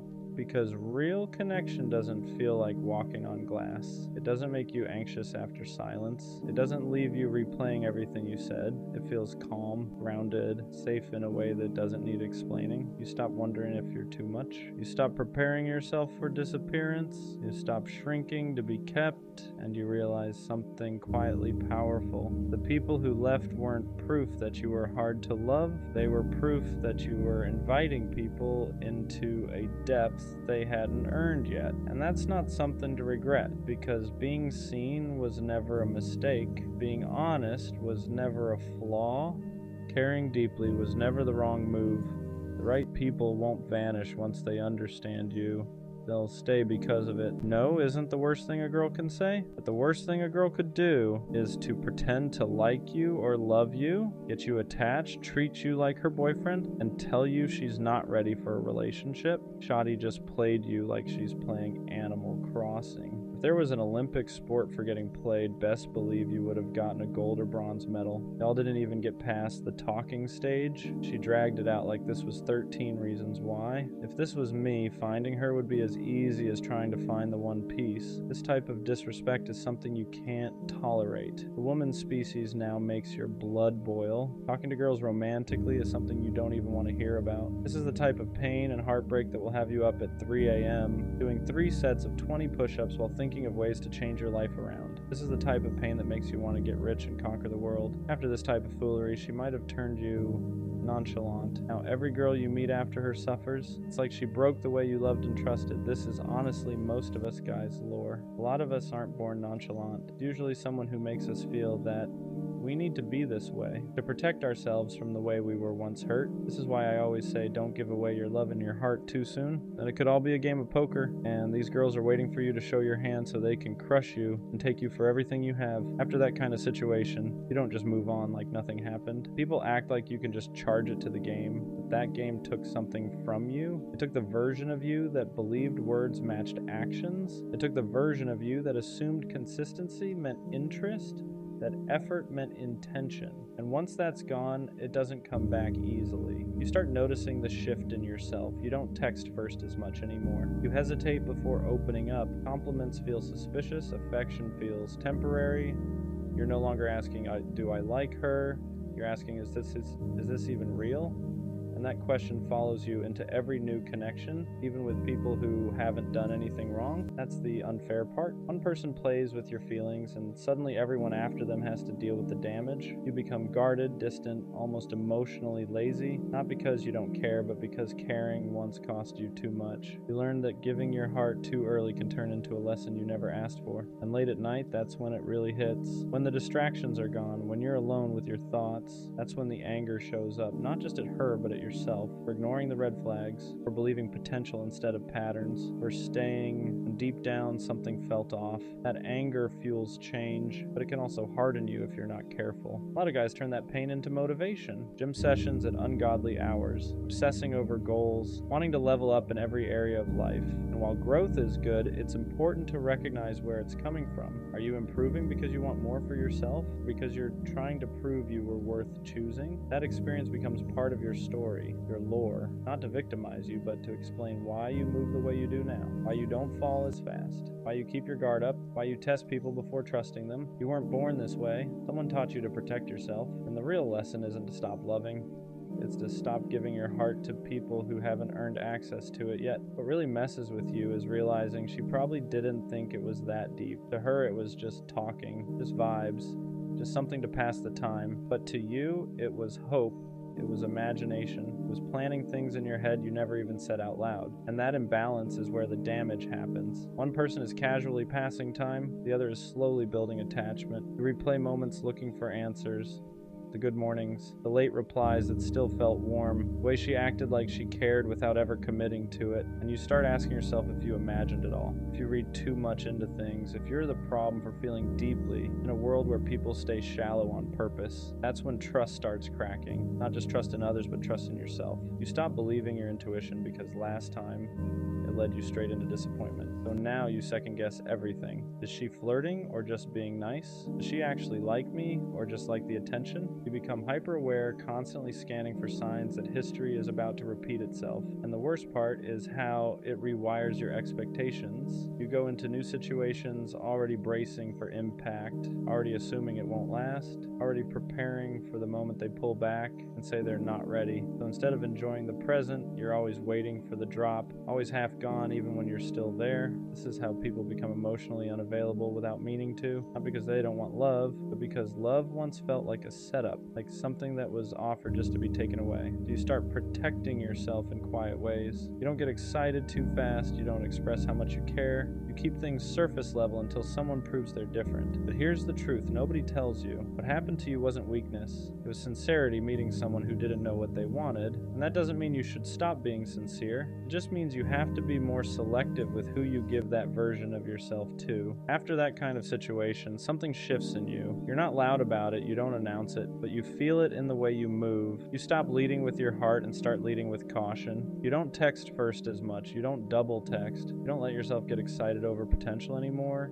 You tell yourself it's maturity, but deep down, it's fear wearing a calmer face. You start believing that caring less is safer, that being detached is smarter, that if you never let anyone get too close, they can't pull the rug from under you again. So you keep people at arm's length, you flirt without intention, you talk without expectation, you convince yourself this is control, but really it's armor. And sometimes you miss the old you, the version of you that loved freely, that didn't overthink every reply, that didn't feel embarrassed for being excited about someone. You miss how deeply you used to feel before it backfired.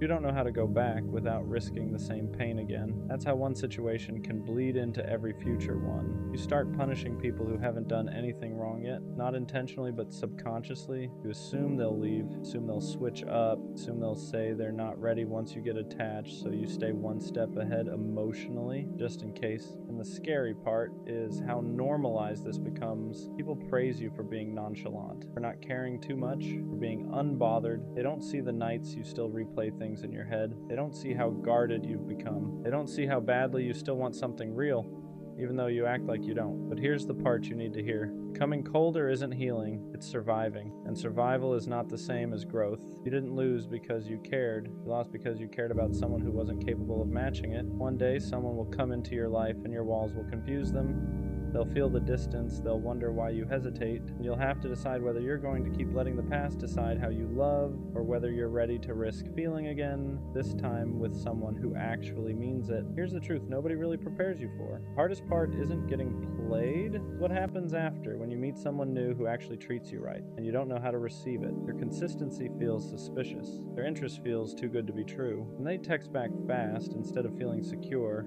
your mind starts asking, what's the catch? Because your brain remembers patterns, remembers how attention turned into attachment, and attachment turned into disappointment. So now every good thing feels temporary. You don't relax into love anymore, you brace for impact. You're always waiting for the switch up, the moment they pull away, the moment they say they're not ready, the moment you realize you were just another phase to them. And it's exhausting, because part of you wants to love again the way you used to. Fully, honestly, without holding back. But another part of you is screaming not to, telling you that being vulnerable is dangerous, that letting someone see you is how you get hurt, so you stay halfway in, halfway out. Enough to not be alone, but not enough to be devastated again. That's why you start confusing peace with boredom. Healthy love feels quiet compared to chaos. There's no guessing games, no mixed signals, no emotional roller coaster. And because you got used to inconsistency, stability feels unfamiliar, almost wrong. You catch yourself thinking, why isn't this hurting? Why am I not anxious? And that's when you realize how much damage was done, but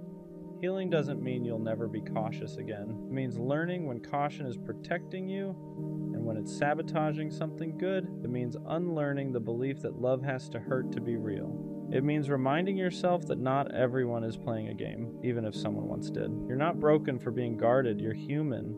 You adapted. Don't let one person's inability to love you properly rewrite who you are at your core. Because the version of you that loved deeply wasn't weak. That version was brave. And one day when it's safe again, you'll recognize that feeling and you'll know it's finally real. What nobody tells you is that after being hurt like that, you don't become heartless overnight. You become careful. You start analyzing everything, tone, timing, energy. You replay conversations in your head, not because you're obsessed, but because you're trying to protect yourself from ever feeling that stupid again. You promise yourself you'll never miss the signs next time. So when someone new comes around, you don't jump in, you test the waters, you pull back just to see if they'll step forward. You stop texting first, not because you don't care, but because you're scared of caring more again. You don't want to be the only one invested, you don't want to be the one waiting ever again. And sometimes that defense mechanism costs you something real. The person in front of you isn't the one who hurt you. They're not playing games, they're not keeping you around for attention. They're just trying to get to know you, but your heart doesn't know the difference yet. It's still in survival mode. You might even catch yourself pushing them away emotionally, acting distant, acting unbothered, acting like you don't care as much as you actually do, because caring openly once led to pain, and you don't want to relive that lesson. You tell yourself you're just being smart now, more mature, more controlled. Deep down, there's a part of you that misses loving without fear, and that's the conflict. You want connection, but you don't want to bleed for it. You want intimacy, but only if it doesn't cost you your peace. So you move slow, you keep walls up, you tell yourself if it's meant to be, they'll stay. And if they leave, at least you didn't give them everything. Just know this. Healing isn't about rushing back into who you were before. It's about choosing who you want to be now. Someone wiser, someone more aware, but still open, still capable of real love. Because the goal was never to become cold, it was to stop giving your warmth to people who couldn't handle it. Here's the truth. Most people never say out loud. Becoming guarded doesn't mean you lost your ability to love. It means you finally learned your worth. There's a difference. You didn't harden because you're bitter. You hardened because you had to survive something that broke you when you were genuine. You remember how freely you used to give, how you didn't hesitate, how you showed up with your whole chest. No hesitation, no backup plan. You didn't measure effort, you didn't keep score, you just loved. And when that got taken advantage of, it didn't just hurt your heart, it shook your identity, it made you question if being that open was a mistake. So now you hesitate, you don't open up right away, you don't trauma dump, you don't promise things too early. You don't let people know how deeply you feel until they've proven they're safe. And that's not weakness, that's discernment, that's growth. But sometimes people misunderstand that version of you. They call you distant, nonchalant, emotionless. They don't see the emotional discipline it took to become this way. They don't see the nights you had to teach yourself how to let go, how to sit with silence, how to stop chasing explanations that were never coming. And yeah, it gets lonely sometimes because not everyone has the patience to get past your walls. Not everyone understands that consistency matters more to you now than words. That effort means more than promises. That actions are the only language you really trust. The right person won't rush you. They won't demand access to parts of you they haven't earned. They won't punish you for protecting yourself. They'll understand that loving you means moving at your pace, showing up even when you don't ask, being steady when you're cautious. You're not broken. You're recalibrated. You didn't lose your softness. You just learned to aim it better. And one day, when someone proves they can handle your heart without hurting it, you'll feel it, because you'll want to open up again. Not out of fear of losing them, but because it finally feels safe to stay. What people don't realize is that the walls you built weren't meant to keep love out. They were meant to keep the wrong people from walking in and wrecking everything again. You didn't wake up one day and decide to be distant. You became distant after explaining yourself one too many times to people who never listened, after forgiving things you never should have had to forgive, after loving someone who treated your heart like something disposable. There was a version of you that believed effort would always be met halfway, that if you just loved harder, communicated better, stayed patient longer, things would work out. And when that belief collapsed, it didn't collapse quietly, it shattered, because you weren't just mourning a person, you were mourning the version of yourself that thought love was always safe. So now you watch patterns, you notice energy shifts, you pay attention to how people show up when it's inconvenient, not when it's easy. You don't get attached to potential anymore. You don't romanticize promises. You wait to see if words and actions line up, and if they don't, you detach without explaining yourself the way you used to. Some people call that cold, but it's not. It's clarity. You're tired of giving the benefit of the doubt to people who already showed you who they were. You're tired of staying loyal to people who only kept you around when it benefited them. You're tired of feeling stupid for caring too much, so you stopped overextending. You stopped proving. You stopped begging to be chosen. And yeah, sometimes you miss how deeply you used to feel. Sometimes you miss how excited you got, how hopeful you were. But you also remember the crash, the nights you questioned your worth, the way your chest felt heavy for weeks, the way you blamed yourself for someone else's inability to love you properly. That's why you don't rush now. That's why you don't fall fast. That's why you protect your peace like it's sacred, because you know what it costs to rebuild yourself from emotional ruins. And the truth is, the right person won't see your caution as a flaw. They'll see it as proof that you value yourself. They'll be patient enough to earn your trust, consistent enough to soften your guard, safe enough to remind you that not everyone comes to take. You're not afraid of love, you're afraid of losing yourself again. And that fear makes sense. Here's the part nobody tells you when you go through something like that. The fact that you're guarded now doesn't mean you're broken. It means you survived, it means you learned, it means you finally stopped pouring yourself into people who treated your heart like something they could pick up and put down whenever they felt like it. You didn't lose your ability to love. You just stopped giving it to people who didn't know how to hold it. Deep down, that soft version of you still exists. The one who loves deeply, the one who shows up, the one who means what they say and stays when things get uncomfortable. You didn't kill that part of yourself. You just hid it, locked it away until someone proves they're safe enough to see it again. And that's growth, because love isn't about giving everything immediately anymore. It's about watching how someone treats your time, your effort, your vulnerability. It's about noticing if they stay consistent when there's nothing to gain, if they choose you when it's inconvenient, if they respect your boundaries instead of testing how far they can push them. You're not asking for perfection now. You're asking for honesty, for effort that doesn't disappear, for reassurance that doesn't feel forced, for a connection that doesn't make you feel anxious, confused, or small. And the right person won't make you feel like you have to guard yourself forever. They won't rush you. They won't pressure you to open up faster than you're ready. They'll understand why you hesitate, why you question, why you move slower than before, because they won't see your past as baggage. They'll see it as context. One day, someone will come into your life, and instead of triggering your fears, they'll quiet them. Instead of making you overthink, they'll bring peace. Instead of making you feel like you have to protect yourself, they'll make you feel protected. Until then, it's okay to choose yourself. It's okay to walk away faster. It's okay to protect your heart. You're not cold. You're not heartless. You're just done bleeding for people who never planned to stay. And when love comes again, it won't break you, because this time, you know your worth. I really did love her. Not just in the beginning. Not just when it was easy. I loved her in the quiet moments, in the normal days, in the in-between. I loved the way she thought, the way she explained things, the way she cared too deeply sometimes. And that's what makes this harder, because it would be easier if I didn't love her, if it was fake, if it was surface level, if it was just attachment, but it wasn't. I loved her, and somehow that still wasn't enough. Love and compatibility aren't always the same thing. That's the part nobody prepares you for. You can love someone deeply and still not align long term. I loved her heart, her mind, her energy, but we handled conflict differently. We needed reassurance differently. We showed up differently under pressure. And love doesn't erase that. It doesn't magically fix timing issues, communication gaps, emotional readiness. You can love someone and still slowly grow apart. You can love someone and still realize you're not building in the same direction. And that doesn't make the love fake. It just makes it human. Loving someone doesn't automatically mean you knew how to love them properly, and that's a hard truth. I loved her the best way I knew how, but sometimes the best I knew wasn't what she needed. She needed reassurance. I gave independence. She needed consistency.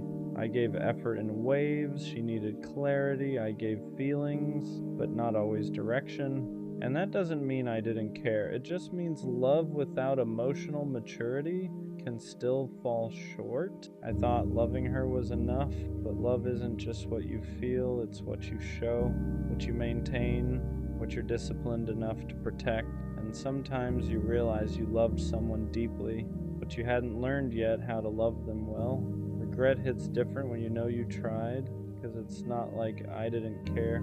I showed up, I put in effort, I stayed longer than I had before. But effort in the wrong areas doesn't always translate. I tried to fix problems instead of understanding them. I tried to be strong instead of being vulnerable. I tried to prove I loved her instead of learning how she needed to feel it. And that's the painful part. Knowing you weren't careless, just unaware. Regret isn't always about not loving someone. Sometimes it's about realizing you could have loved them better. And by the time you understand that, it's already over. You don't always realize someone's full value while they're still there. Sometimes you notice it in their absence, in the silence where their voice used to be, in the space where their presence felt normal, in the little things no one else does quite the same. The way she checked on me without making it obvious, the way she remembered details I forgot I even shared, the way she stayed patient when I was difficult. When you're used to someone loving you, you can mistake it for something ordinary, but once it's gone, you see how intentional it was. She wasn't too much, she wasn't overthinking, she wasn't needy, she was invested. And I didn't fully understand how rare that was until I felt the difference. Missing someone doesn't automatically mean you should go back. That's the confusing part. Because loneliness can sound like love. Silence can romanticize memories. Distance can soften the hard parts. I miss her laugh, her presence, the way she cared. But I also have to remember why it ended, the miscommunication, the emotional gaps, the moments we both felt unseen. Love alone isn't always enough to rebuild something, because going back requires more than feelings. It requires change, growth, accountability, consistency you didn't have before.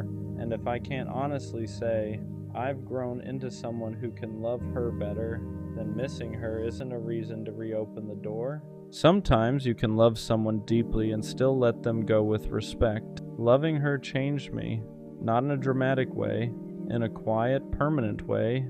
She made me more aware, more reflective, more honest with myself. I can't love casually anymore. I can't ignore emotional gaps. I can't pretend effort doesn't matter, because I've seen what real investment looks like. And once you experience that, your standards shift. You stop entertaining half effort. You stop confusing attention with intention. You stop thinking bare minimum is enough. She didn't just teach me how to love. She showed me how I need to be loved. And even though it didn't last, it wasn't meaningless. Some people aren't meant to stay forever. They're meant to upgrade you. Loving her set a new standard. And that's something I can't undo. I can't go back to surface level conversations. I can't go back to inconsistent effort. I can't go back to love that feels half present, because I've felt what depth feels like. I've felt what it's like to be understood without over-explaining, to be cared for without asking twice, to be chosen without confusion. And once you experience that, you can't pretend it doesn't matter. It ruined average for me. Not in a bitter way, in a mature way. Now I know what intentional love looks like. Now I know what emotional safety feels like. Now I know what real effort is, and I won't lower that standard just because I miss her. Loving her made me more careful, but not closed off, more intentional. I don't rush feelings anymore. I don't say I love you just because it feels right in the moment. I don't assume connection automatically means compatibility. I pay attention now to effort, to consistency, to whether we're building or just vibing. Because when you've loved someone deeply and lost them, you understand the weight of it. Love isn't casual to me anymore. It's responsibility, it's discipline. It's showing up even when it's inconvenient. And maybe that's the real proof that I loved her. She didn't make me bitter, she made me intentional. Was loving her worth it? Even though it ended? Yeah. Because not all love is meant to last forever. Some love is meant to teach you who you are, who you're not, who you're becoming. I loved her, and even though we didn't make it, that love wasn't wasted. It showed me my gaps. It exposed my immaturity. It forced me to grow. It raised my standards. It deepened my emotional awareness. It changed how I show up now, and that matters, because one day when I love someone again, I'll love clearer, stronger, more consistently, not because I forgot her, but because loving her made me better. So yeah, it hurt, it ended, but I really did love her, and that will always mean something.